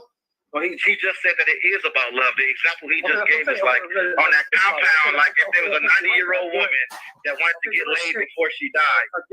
Again, pedophiles, that's what pedophiles talk about, these little kids. I love them. I'm in love with them. I love them. So it is about love. So if it's about love, so if it's about love, and that, like I said, in your sharing group, and he wants to touch on a young kid, I'm saying, are you going to respect his wishes? What's going to happen? It's not his wishes. Those ain't got a point. No, brother, if he's not attracted to people his age, to 40 or 30, he's only attracted to little children. Are you saying that? Okay, look, listen, I understand your fetish. Here's an 11-year-old. That's the best that you can get in my group. Is that what you're saying? Let me respond. Okay, what your tiny little brain has to understand is that everybody doesn't think like you. Brother, this is what I have. No, fuck you, Tommy. This is what. That everybody doesn't think like you. So what I'm trying to explain to you is that you need to pick up a book on human sexuality, especially children's sexuality. Jose on fire. Understand that. Calm down, Ivory. He's not. He's on fire. Pick up a book on human sexuality, especially children's sexuality. Jose on fire. That everybody doesn't think like you. So what I'm trying to explain to you is that you need to pick up a book on human sexuality, especially children's sexuality. Jose on fire. Understand that. Things like you. So what I'm trying to explain to you is that you need to pick up a book on human sexuality, especially children's sexuality. Jose on fire. Again, people, what did I tell you from the beginning of the video?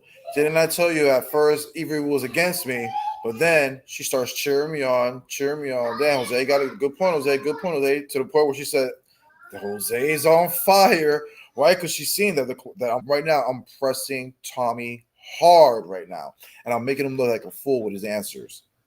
And even his sister, like I said, she completely went from against me to now being on my side. Jose's on fire. Like, yo, he's on fire right now.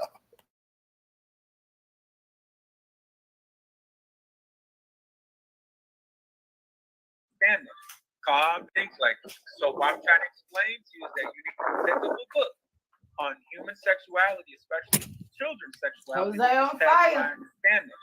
Calm down, Ivory. He's not. He's on fire on a stupid planet, but he's not. All right, since they're playing the mute game, I'm gonna exactly. That was gonna be. I have a problem with it. That's the whole point. All right, so let me answer his question. Every time I talk, you have a problem with it. No, I don't. If you want to talk, yes, you do. Obviously, you do, brother. Obviously, you do. And Avery's been recording. Avery's been recording. Everybody can see it. You do. Bro, listen. You do it all the time. Stop.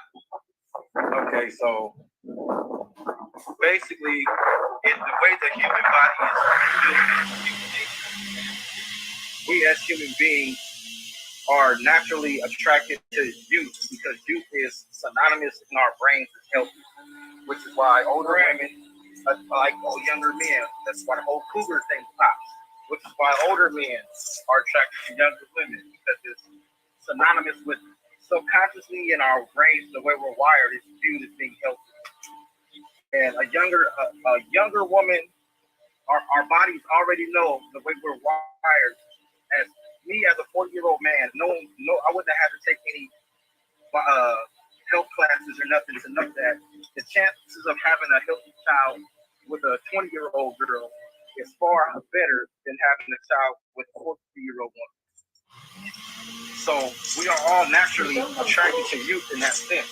Now, the whole pedophilia thing is an anomaly within itself. So if in his compound that he's saying, I'm sure, because he never brought up the whole age and all of that until we kind of play with with it a little bit. They made him think because he just gave a hypothetical scenario. He didn't really.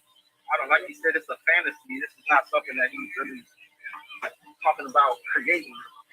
We just create. We just shoot the shit right now. We just shoot the shit. We're not talking about right. But Timothy, the whole. Hey, cut out. I had asked him that too when you do it one more time, kicking you out. So who is playing the TV in the background? Somebody echoing. So what I'm trying to explain to y'all is that the whole goal is not really about sex. It's about community and sharing, right? I got you. No, well, yeah, well, it's about eliminating violence. We have a violent culture, dog. Somebody just walked into a school and text. Hold on.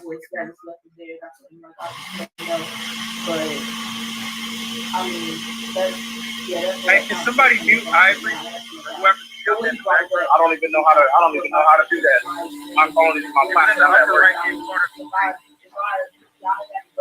Upper right hand corner of the screen. What am I looking for in the upper right hand? There's nothing in the upper right hand corner of my screen. All right, never mind. I guess we just got to deal with it. So, what I'm trying to explain to y'all is that my goal is not necessarily about sex. It's about eliminating violence. So, y'all all go on the news, pay attention to the news. Half Hispanic, half white male, 18 years old, walked into a school and shot a bunch of kids. Right? I think he shot like 17 children and like 2 adults. So what I'm trying to explain to y'all is that terms like pedophilia, all that crap is coming from the white man. He's demonizing sex, but at the same time, violence is beyond through the roof. Children are being raped, they're being shot. I saw somebody do a drive-by on kids. I mean, absolutely horrific stuff. And it's like, and people like Jose, he thinks like how the white man thinks. He only thinks pedophilia. He can't think beyond pedophilia. Even though I told him, I was like, in Africa. Again, Tommy, you're not gonna keep talking shit, boy. You're not gonna keep talking shit, boy. Now, what I was saying earlier, like when you when we had asked to give a number and you said, okay, if I got to pull a number, you picked 11. Now, I understand that we're still speaking in fictitious context, but 11 is little, bro. That's what I'm saying. That's what I'm asking. So Tommy said, yo, 11 is like, don't even got no 11 is not even got no titties. 11. Just tell that, hey, Timothy, just tell that the 11-year-old to close your eyes and think that you're in Disney World, bro. Bro, listen, okay, I'm an African. So in Africa, they're marrying these girls. They've been doing it for thousands of years before the white man, and it wasn't a problem. And they don't have a problem with homosexuality. They don't have a problem with violence, and they don't have a problem with pedophilia. So remember, in America in the 90s, they had all those talk shows about all those teenagers being sexual, being pregnant. Now remember, thousands of years ago, in biblical times or ancient Egypt, these same young girls would be able to get married. So they didn't have a problem with promiscuous teens and shit like that. When the white men not just about the girls, but what about the boys? What about the boys? What about the boys? What about the boys? Again, a fucking 65-year-old man wants to fuck an 11-year-old boy. That's what I'm saying. You're basically telling that little 11-year-old boy, hey, Tommy, just close your eyes. Fucking Dave here is just gonna pound out that back, sir. Because we're about sharing. We're about sharing and having this orgy. And about the sharing shit. So I'm asking you. I'm gonna ask you again. Jose, can I respond? Go ahead. Okay, so sir, to use your words, nobody in their right mind is talking about having sex with a boy. Okay, so what you do is you keep making it worse and worse. No, you said sharing, sir. Sharing is everything. There's homosexual. There's homosexual. There's swinger. We brought up porn stars. We brought out sluts. We brought out everything. Stop it. Jose, everything is everything, sir. Bro, this is why I can talk pedophilia. So I can say, all right, let's take pedophilia out of it, and I asked you a certain age, and now you gave the age, so now it's 11. So again, so a fucking Tommy, 6-year-old Tommy wants to bend over a little 11-year-old boy, and this sharing group, you're saying that, okay, yeah, just close your eyes. Just like you told that woman to close her eyes to have sex with an unattractive man, because he has to share regardless. Listen, no, because you won't let me speak. Let me say, Timothy has spoke, but every time I want to speak, Jose, shut up. Jose, shut up. Okay, look, so in African culture. Let Jose speak, he on fire. Timothy has spoke, but every time I want to speak, Jose, shut up. Jose, shut up. Okay, look, so in African culture. Let Jose speak, he on fire. Every time I want to speak, Jose, shut up. Jose, shut up. Okay, look, so in African culture. Let Jose speak, he on fire. Timothy has spoke, but every time I want to speak, Jose, shut up. Jose, shut up. Okay, look, so in African culture. Let Jose speak, he on fire. Go ahead and say what you got to say, Ivy, because you've been in the background. No, I was saying, go ahead, let Jose let speak. Jose speak because he's on fire. She knows he's not on fire. People that understand what I'm saying to Tommy here. And I'm trying to teach Tommy. I'm trying to teach Tommy the flaw of his argument. And this is why I'm asking him even with specifics. I'm asking him specifics to catch him in it. And he just realizes that he's trapped because he was talking about sharing. No, you were talking about sharing, brother. There's homosexuals. You're saying that men can sleep with other men in your group. Women can sleep with other women. There's orgies. Hold on. We discussed it all. We already discussed it all. There's sluts, there's orgies. But then when I brought up pedophilia, this is where it started to get itchy.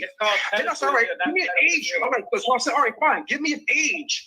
Then you finally gave the age. All right, fine. So I let you have the age. Then you tried to bring about this marriage about the women. Fuck all that shit. Let's talk about the homosexuality.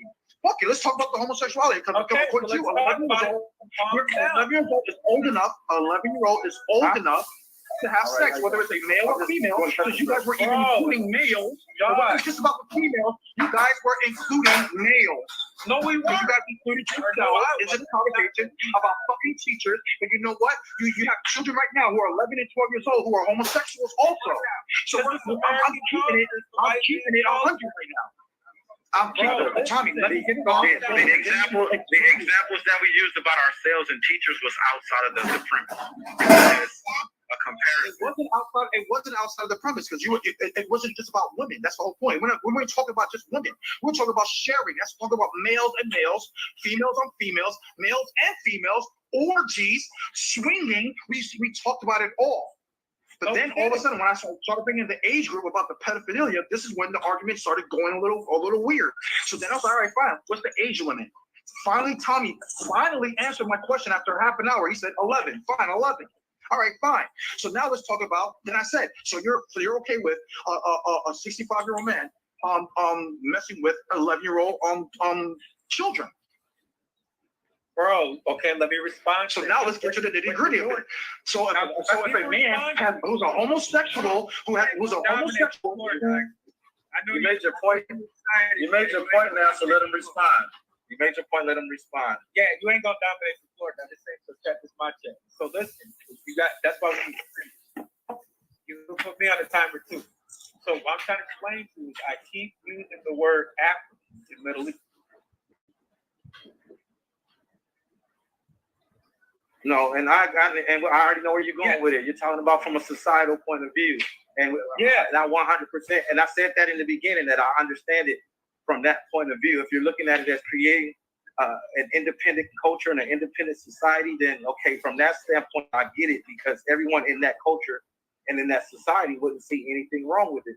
The same way in Arab cultures, you can marry young girls, and in African cultures, you can marry young girls, and some cultures you can have multiple wives, and in some cultures they marry their cousins, and in another society they'll look at that and be like, what the fuck? But in that society, right, and that's the thing with Jose and Ivory is that they can't differentiate American culture from what goes on overseas. That's why I'm saying, brother, no one in overseas is but fucking a little 11-year-old, 8-year-old boys, bro. Stop it. Jose, I never condone that. Okay, so look. That is not a culture, but even anywhere outside of the Americas. You have to understand that this goes outside of the Americas. Hold on. No one's with a 65-year-old man breaking a 8 or 10 or 11-year-old boy. So stop. That is not culturally practiced. We don't. I can't say if that's true or false because I've never had interaction with every single culture that exists. Right, but Timotheus, what I was trying to say before he got super excited, gets easily excited, is that generally an old man is not thinking about that. Number two, shit, when I'm an old man, I'm gonna be thinking about having sex with 20-year-olds. There is a tribe. There is a tribe. Hold on. There is a tribe, a primitive tribe in the southern Pacific Islands that do have practice homosexuality with small boys at 8. They get to, like suck on the penis of the adult. And they think that swallowing the nut is like gives them power. And I think I heard about that shit too. Remember, I told y'all, hold on. But remember, I told Timotheus, I said, bro. No, I'm not triggered. I'm calm. Relax. I'm saying I just want to. He's triggered because Emac. He's triggered because that's the type of system. Calm down. So the thing is that what I'm trying to say is that Tommy wants to live in that type of society. He wants to suck on baby dick. No, I'm not. 8-year-old. Calm down. So the thing is that what I'm trying to say is that Tommy wants to live in that type of society. He wants to suck on baby dick. I'm suck not. on 8-year-old dicks. You can get some power.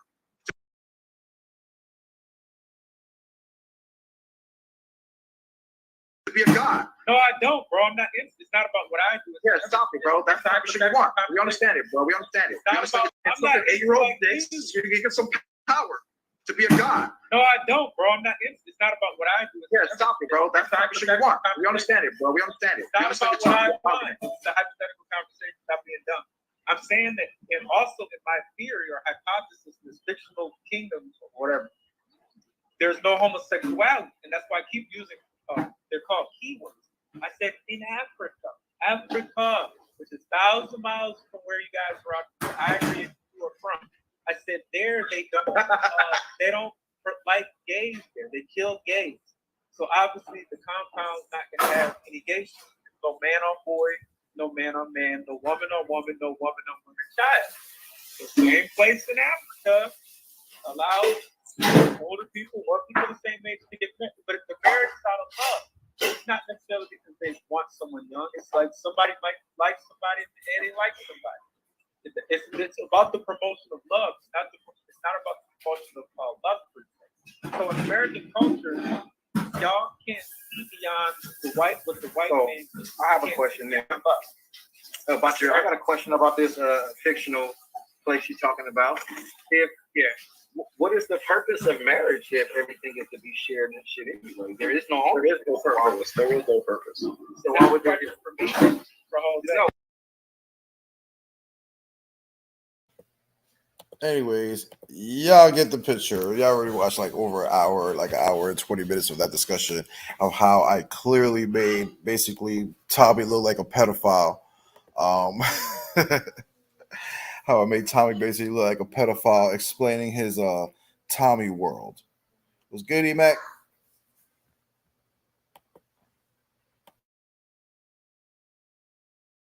You.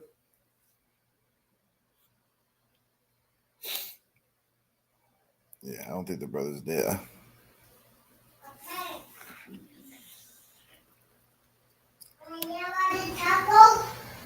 All right, so y'all brothers and sisters actually saw how bad the discussion was. You saw at the end how Avery completely changed sides and was like, "Yeah, go, brother Jose, go." Then she was like, "He's on fire. He's on fire." She said it like 3 times, right? Because your boy was on fire, bro. I was easily setting him up because I knew once I asked a question about the sharing, it's not okay to share your wife.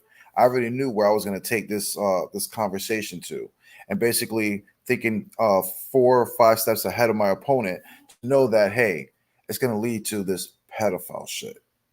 That was my whole point, and I knew I was going to bring it home on that point as soon as I asked a question about it. D-Mac, it's good.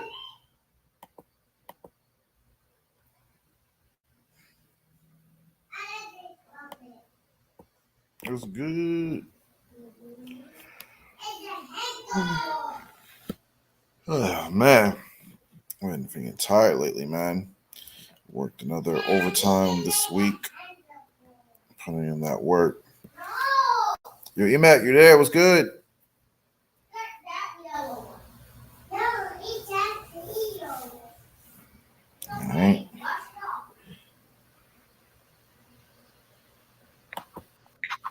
You. Shalom, brothers.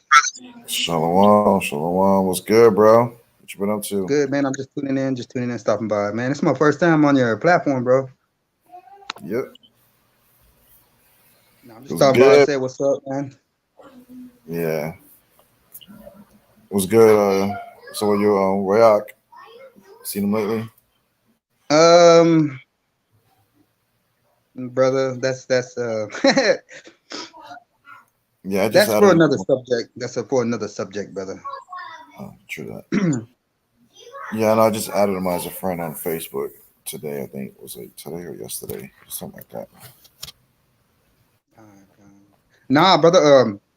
I was going over some things. I loved your the Ruth of the breakdown of Ruth is not an Israelite, brother.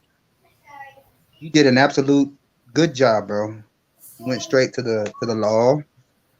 You went straight to, as you know, who she is as a Moabitess. You went straight to how you should treat someone who is not an Israelite, and how you should treat an heathen. Come on. And I hear brothers say that, oh, she was an Israelite. Really? Well, why is that then when it says it like 4 or 5 times, Moabitess or Moabite or of Moab? But anyway, that was a good class, bro. That's all I wanted to say. But nah, Vega, man. There was a lot of stuff that I always want to talk about, man, but I would rather talk to you on, through Messenger, not on here, you know what I'm saying? Yeah. But that class that you're talking about Ruth, you know what I'm saying? That's usually how you have to do. You have to attack the people's arguments in different angles, you know what I'm saying? And that's basically what that class was about. You know what I'm saying? It was about attacking that, argument and on different levels to thoroughly prove how she wasn't an Israelite. Especially at the end, how I proved how she was treated like a concubine and not an Israelite. Okay, yeah. That's where I had a problem, because I was like, okay, if she's an Israelite, why is Naomi surnamed Maya or Mara? Why is she suckling on the child of this man and not her? And why is she not doing this? Yes, I know. Let's go back to the law. Yep. Let's go back to the law. And they say that brothers don't know Torah. Some of us do, some of us don't. Some of us speak of Christ, some of us don't. Some of us do speak up for people. Some of us, they rather not to. But as for me, in my household, we shall serve the Lord.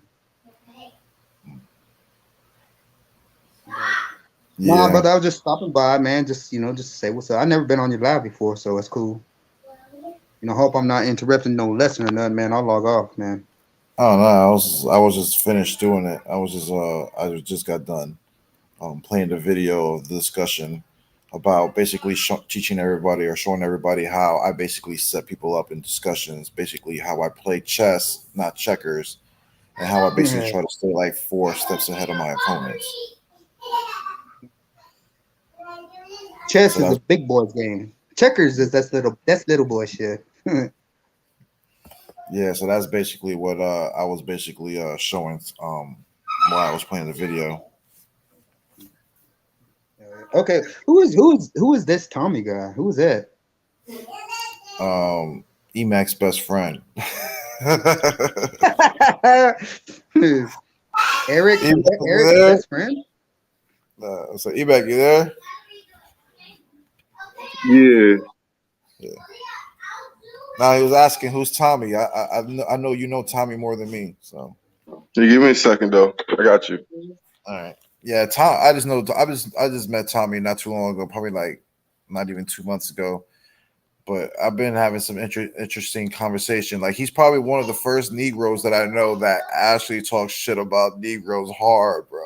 Like he be going, he be going hard on the Negroes, bro, and I be laughing. So me and E-Mac, we be talking to Tommy to, because Tommy be going against the Africans in the back chat that were in the group chat that we're a part of. And Tommy's a funny guy. Like I said, I didn't drop this. I didn't drop this video to make fun of him. I was actually, kind of, clowning him a little bit, but, Yo. Yeah. Yeah, I'm in. No, he was asking who's Tommy.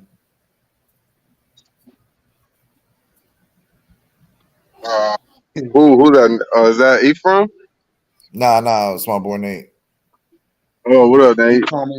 You can call me Yana, as Facebook knows me.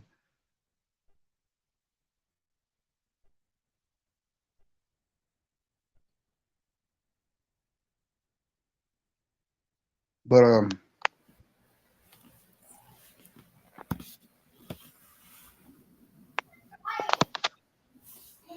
you at work? Shaka. What was that debate called, Jose? It didn't have a title. It was just hold on, let me see. I know, like they advertised it, but yeah, like that time it was like the One West groups. So he was from that group, and like I don't know, man. Like this nigga he be saying some off the wall shit.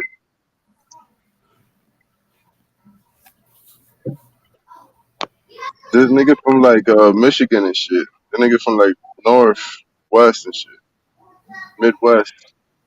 Yeah, if you notice, Nate, in my video, about a month and a half ago, if you look at that title, "Are Black Women Ugly?" Basically, I made that class about Tommy, because he was basically saying how Black women are basically ugly. Hey, brother. Hey, Vega. Do you remember who? I don't want to throw his name out there, but let's just say someone from No Cap. He was like, is that true? He called you my leader. Like he was like, is your leader true? Like what the fuck? Like hold him up. Hold on. First of all, he's a brother. Second of all, don't you teach your congregation, your people to follow you in a certain way? Are you mad because somebody finally dissembled your doctrine and now you mad? Oh, you mad, man. That's fine and dandy. But the brother, he was like,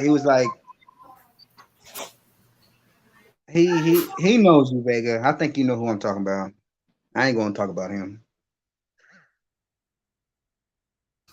Yeah. Them dudes also No cap. them dudes also, man. I don't know what's wrong with these brothers, man. I do not know. I don't know if they love getting spanked. I don't know if their mindset or their spirit is set on just keep coming and keep coming and keep coming. And that lets me know, okay, maybe y'all's got some spirit within y'all. Because if somebody's out here speaking the truth sincerely, why y'all brothers out here, constantly bashing a brother? If any brother that stands for Christ, any brother that stands for Yahweh, why? Is it not right? Is it not right for us to defend Christ? It's not right to defend Yahweh. So these other doctrines and all these ideologies, man, y'all niggas, I don't understand, man. I think y'all got demons on y'all to make y'all the fucking flow within y'all's mind to think, and then y'all calls us and tell us crazy. No, that's not what it is. I follow 10 Commandments. I do. So when brothers get on crazy doctrines, it's like, goddamn, man, like, are you good, brother? I gotta check up on you because I don't know what you're talking about because make it make sense, bro. That's just how I am, man. You know, I don't know how to check up on brothers, you know, like in an intellectual, I guess you would say that, but to try to reach out to brothers in a certain way for which, you know, it does not scare them off, you know, like, man, I don't know, man.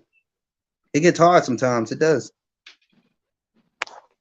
I'm not like y'all brothers, man. I'm just a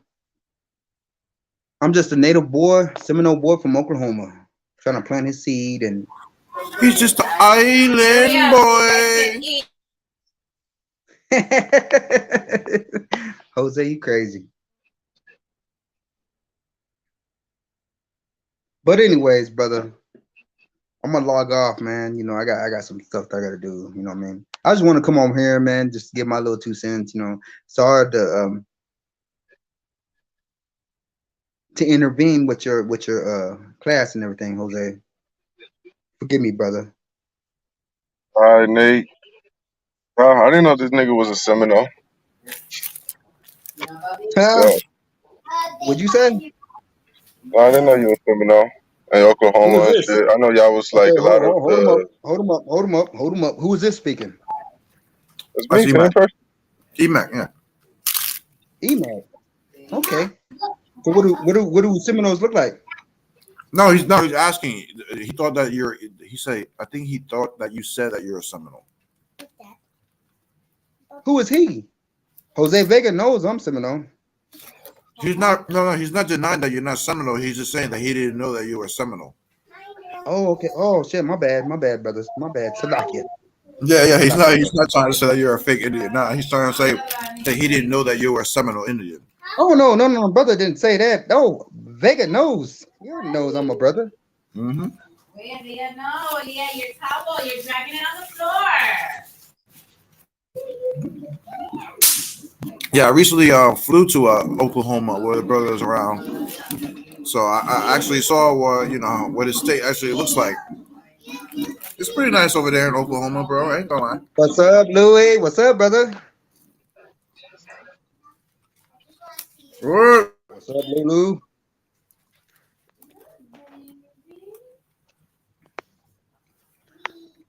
He asked me how Seminoles look like.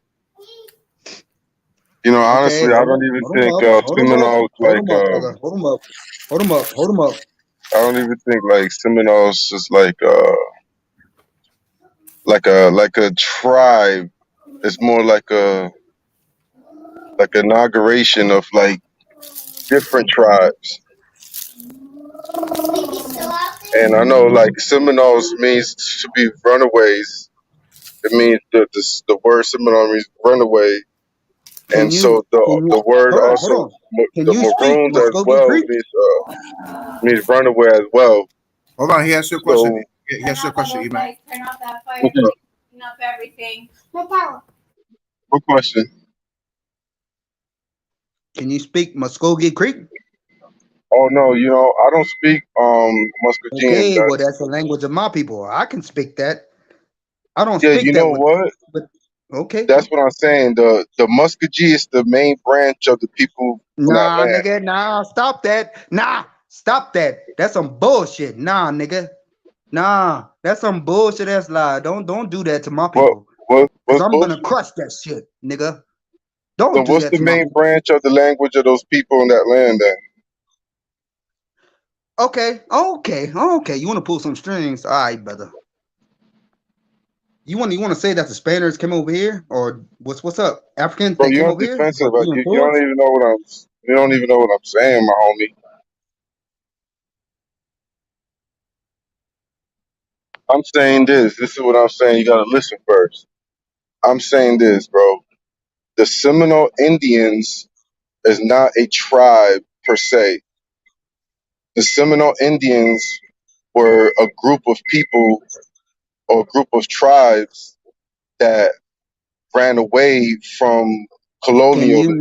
Can you name those tribes? And then when they ran away, and when they had ran away, tribes? Because I can. And when they had ran away, they took in Negroes as well, because Negroes was also running away. And so also, that's where you get a lot of the Negroes being inaugurated within the Seminole Indian tribe, like Choctaws and all these different tribes. That's the 5 native Indian tribes that consider the Seminole. So in Oklahoma. when you see a black native in my state, it's okay to, you know, like, hey, that's the original black man, right? Is that what you're saying? The original black man? What are you talking about? Are you talking about Negroes, African slaves, or are you talking about the native Indians? Nigga, I'm just trying to connect the dots. The black people in Oklahoma, I can't speak for all of them. I don't think they were all part of the Seminole. Okay, well then set it down then, Shaban. You know nothing about my people. Are Oklahoma people that's black, are they Seminoles Indians? Hell no, then. You know what I'm calling them? All right, then. So I'm not disagreeing with you. People. They're lost people. They're lost people, dude. What lost people? Who's lost? These people that was over here. What the fuck are you talking about, dude? How Indians are lost when they still have their culture and their languages, brother? Are you native? I'm. You know what? I'm 12% Taino. I'm 12% Taino. You Taino. So then, nigga, you should understand the works of the ways of your ancestors, right? The works of the ways of the what testers? The dumb testers? I don't know what you're talking about. Ancestors. You call yourself a Taino Indian. So I know the ways of my ancestors. And why would I want to learn the ways of my ancestors when the Spaniard had brought a better life for us? Eric, I respect you, but just leave me alone. Okay? As respectfully, just leave me alone, brother. Let me be. What's good, Lou? You there? I don't know.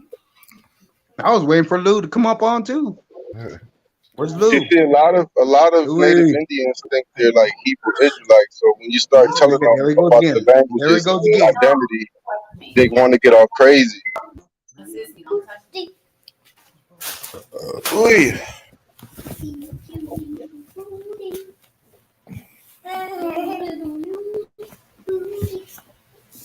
Yo, man, you gotta have those guys heated again, bro.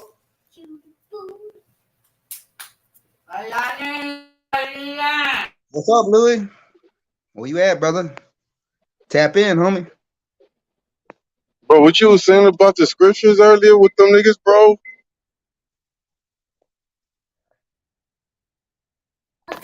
Oh, talking to me? Yeah, nigga, I had knocked out, bro. Oh yeah, no, me and what's his name? Ruben owe me $1,000, bro. That's what it is, bro. He owe me $1,000. All I remember, I brought out Deuteronomy 26, how Jacob was called a Syrian, and then that's all I remember. Yeah.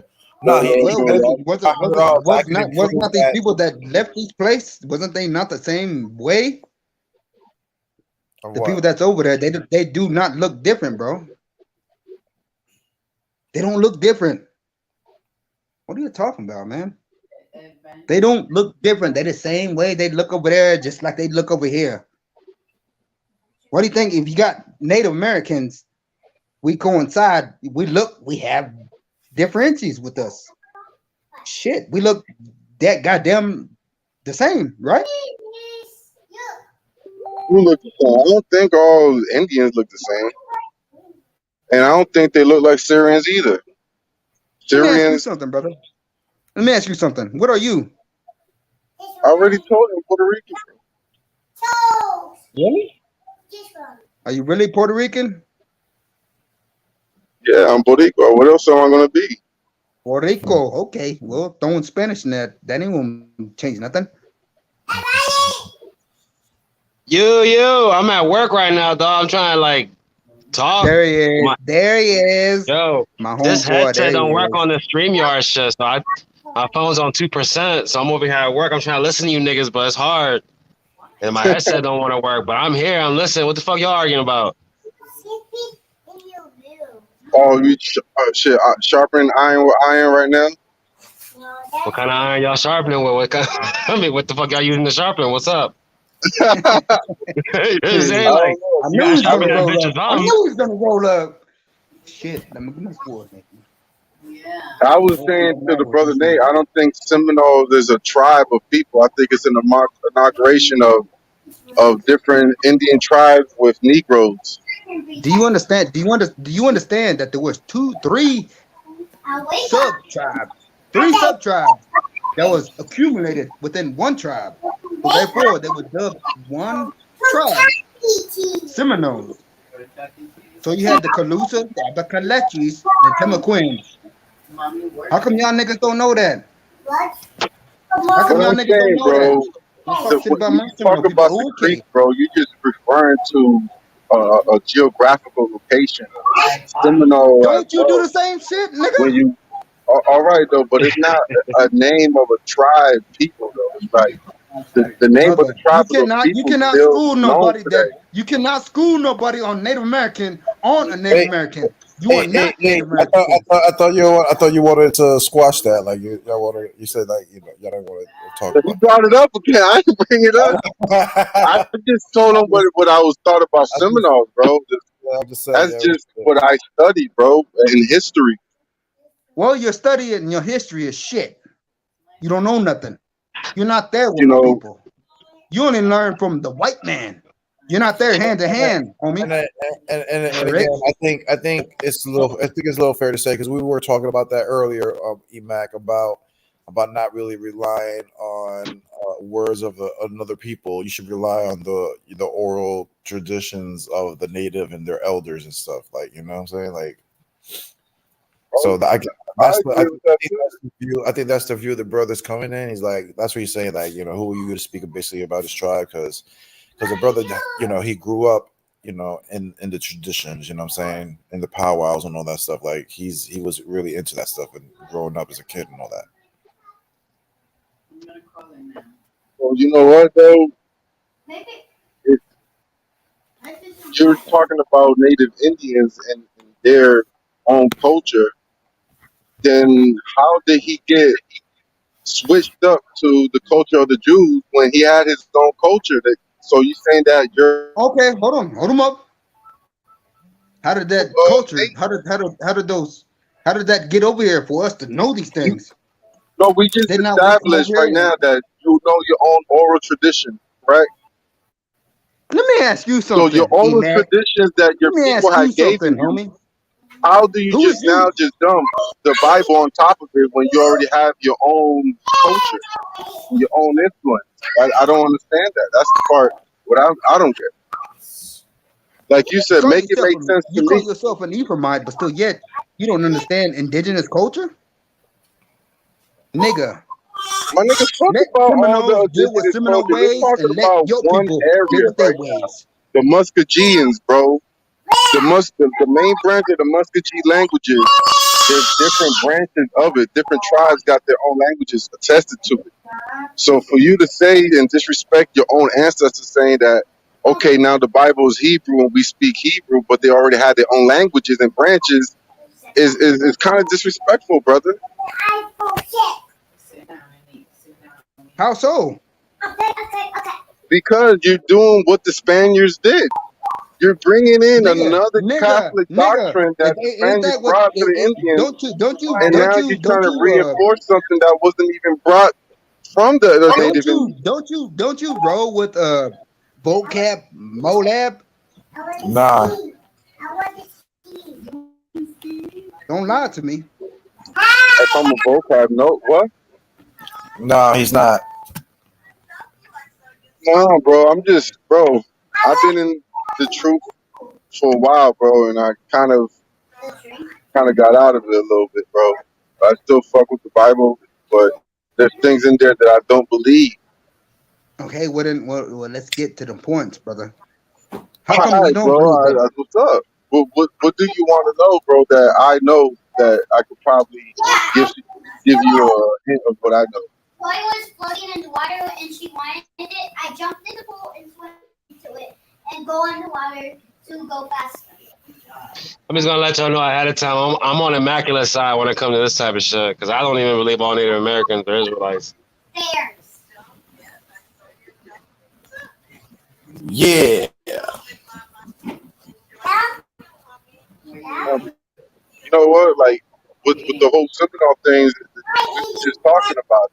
Because you got black tribes called the Gullahs, and they speak Geechees, and it has some type of African influence blended with Native Indian influence because they brought them in from the Carolinas, and you can't. And when you have the Hilton who was the slave master, he allowed, after him, they allowed that shit. They created their own culture, bro, within that place in the Carolina culture, all the way down to Virginia and Georgia. You know what I'm saying? And those Seminoles were definitely not Arawaks Indians. There was another stock of Arawaks in Florida that did not share the same culture as the Muskegeans. And that's what he's talking about, the Muskogee branch. That's the main branch of the people within the north of Florida. The south of Florida was all Arawak territory. There is a general agreement that the term Creole derived from the Portuguese word criollo, which means a slave born in a master household. You got a debate going on? Oh shit! But who really hold the power? The Pope. You gotta be captain. That is the French culture. You gotta. Dímelo, ¿cómo está mi gente? Yo, dímelo. I guess King Saf is white. He does lose that shit. Yo, I want to hear the debate. Damn, totally forgot. Creole, bro. It's about Creole. Who's something about Creole, bro? Ain't nobody give a fuck about who came out with Creole, bro. I want to hear that shit. Who gives a damn about no damn Creole, bro? Yeah, you're right. You're right. You know what I'm saying? Let the Africans have it. You know what's funny, Ephraim? You there, brother? Yeah, me. Shalom. Hey, yo, they were basically trying to tell us that there's communities in Puerto Rico that practice African culture and speak African languages, bro. Wow, who told you that? Craig and this other guy on this group chat, right? They were having an argument this morning, and they were basically trying to say that that there's African communities in Puerto Rico. I was like, bro, listen, my wife and her family live in Puerto Rico. I know plenty of Puerto Ricans that live in the island. Ain't none of them ever said about no damn people walking around in dashikis, speaking some language or some shit like that, and like and shit like that. You know what I'm saying? So, I had to bring that shit up. Right. Even back, those guys were just wild out. They think that they created everything in Puerto Rico, bro. No, I think they just talking influence being creation. I think they're just talking about Loíza. Loíza is a place where a lot of them is indoctrinated to believe they Africans, but they don't wear African clothes or anything. They just claim to be African and they dance the dances and stuff like that. But it's what school is pushing today. That's what they confused about, because like I told you before, schools are pushing that we are Africans and the Tainos died out. There's none insistent. Yeah, I hate that shit, bro. That's what the same shit they be saying. They pushing that out, but guess what? They fighting back. Though a lot of Puerto Ricans is fighting back on native culture. They brought it back out, and there's a lot of Tainos coming back out with, brother. Not even a little bit of Canaanite in their blood. Not no African American, no nothing in their blood. And they pushing it back out. I think I got a video on that. They do. They reforming the tradition of the Arawaks, bro. And they saying that that's just for entertainment. Or like I mean, yeah, the people's coming, but nigga, they trying to recreate the old Taino ways. You can't knock that shit, but you know, African Americans, bro. Yeah, no, and even some of the brothers that was confused that they thought actually that they was white because they had a white looking father or something. They taking out their blood and they coming out, brother, 80-90% like indigenous. Some of them even coming out with Native American blood, and they like were stoked about that. So that all that African crap is just America pushing that on everybody, so they can erase us a little bit more.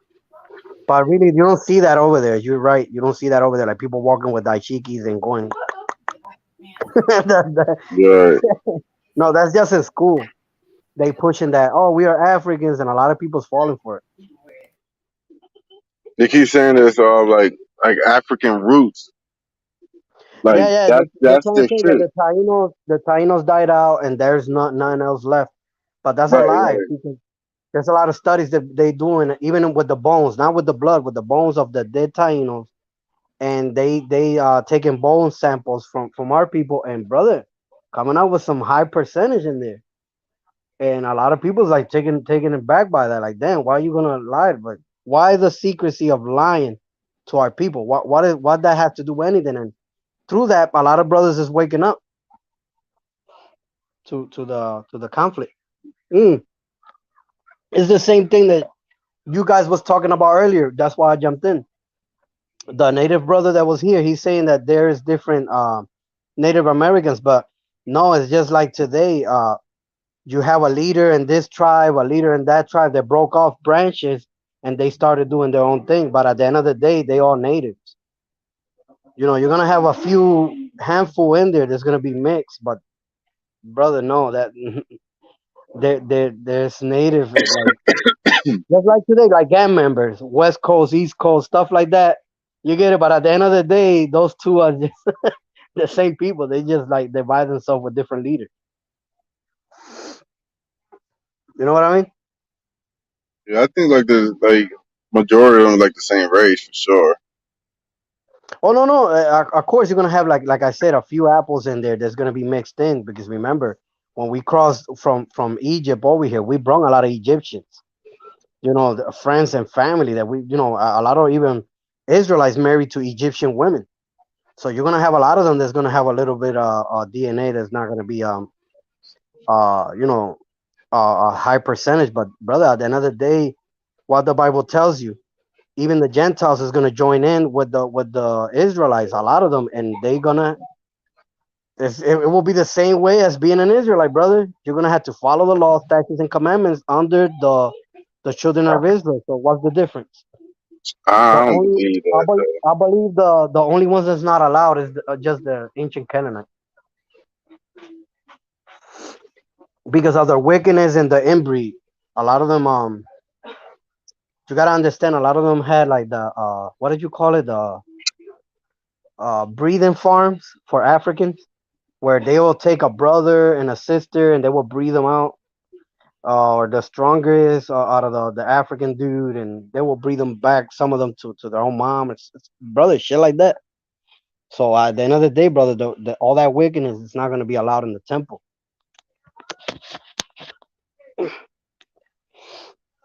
I don't know if you read about that, brother Emac.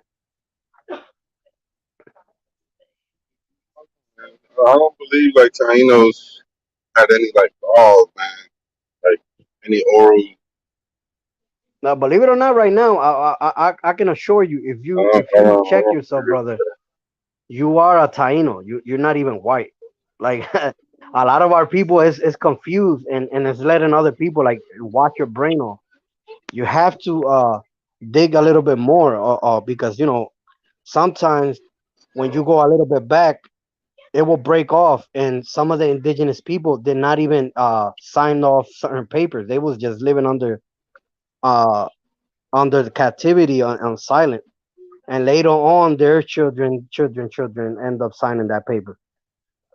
So you know you can't go far as back as only by slavery, brother. You heard that, Emac? Can you hear me? Yeah, we hear you. Yeah, like the way I found out is through my last name. Like when you go back all the way back, and my last name is not even indigenous, brother. But guess what? A plantation owner gave us that last name. It was almost like marking cows. Like when you have certain slaves that will have your last name. Hmm. And I found my grandfather's relations and all that.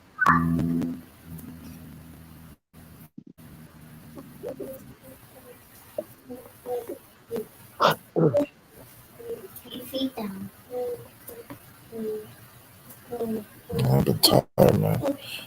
I'm probably gonna end the live in a second, but I'll probably go live again tomorrow. So if you brothers want to hop on tomorrow, probably dropping a little more another video. All right, bro. You out, Jose?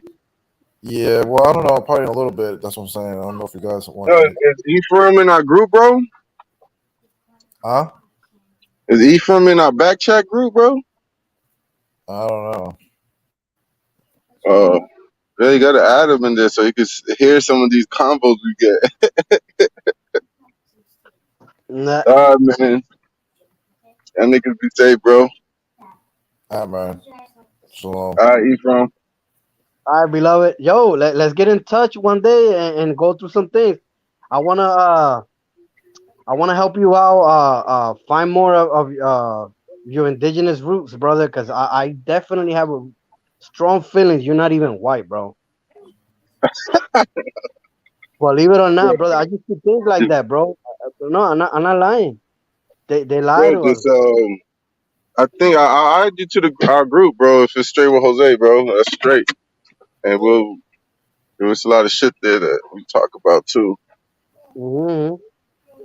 No, but I like to bring facts. Like for a brother like you that is like that, thinking that he's white, and you know, it's nothing wrong. It's nothing wrong by thinking like that. But at the end of the day, with brothers like that, you gotta actually meet up and take them to certain spots where they do these things, brother. They check your family tree through paperwork and everything, and then you're gonna find something there, bro. All right, we'll do. Yeah, you might be like, damn, wait a minute, you know. Yeah, we'll do, bro.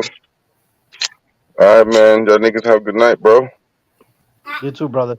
All right, man. Peace. All right, brother Jose. Thank you for having me in for that little short time, brother. Bye. All right, man. Ciao. All right, man.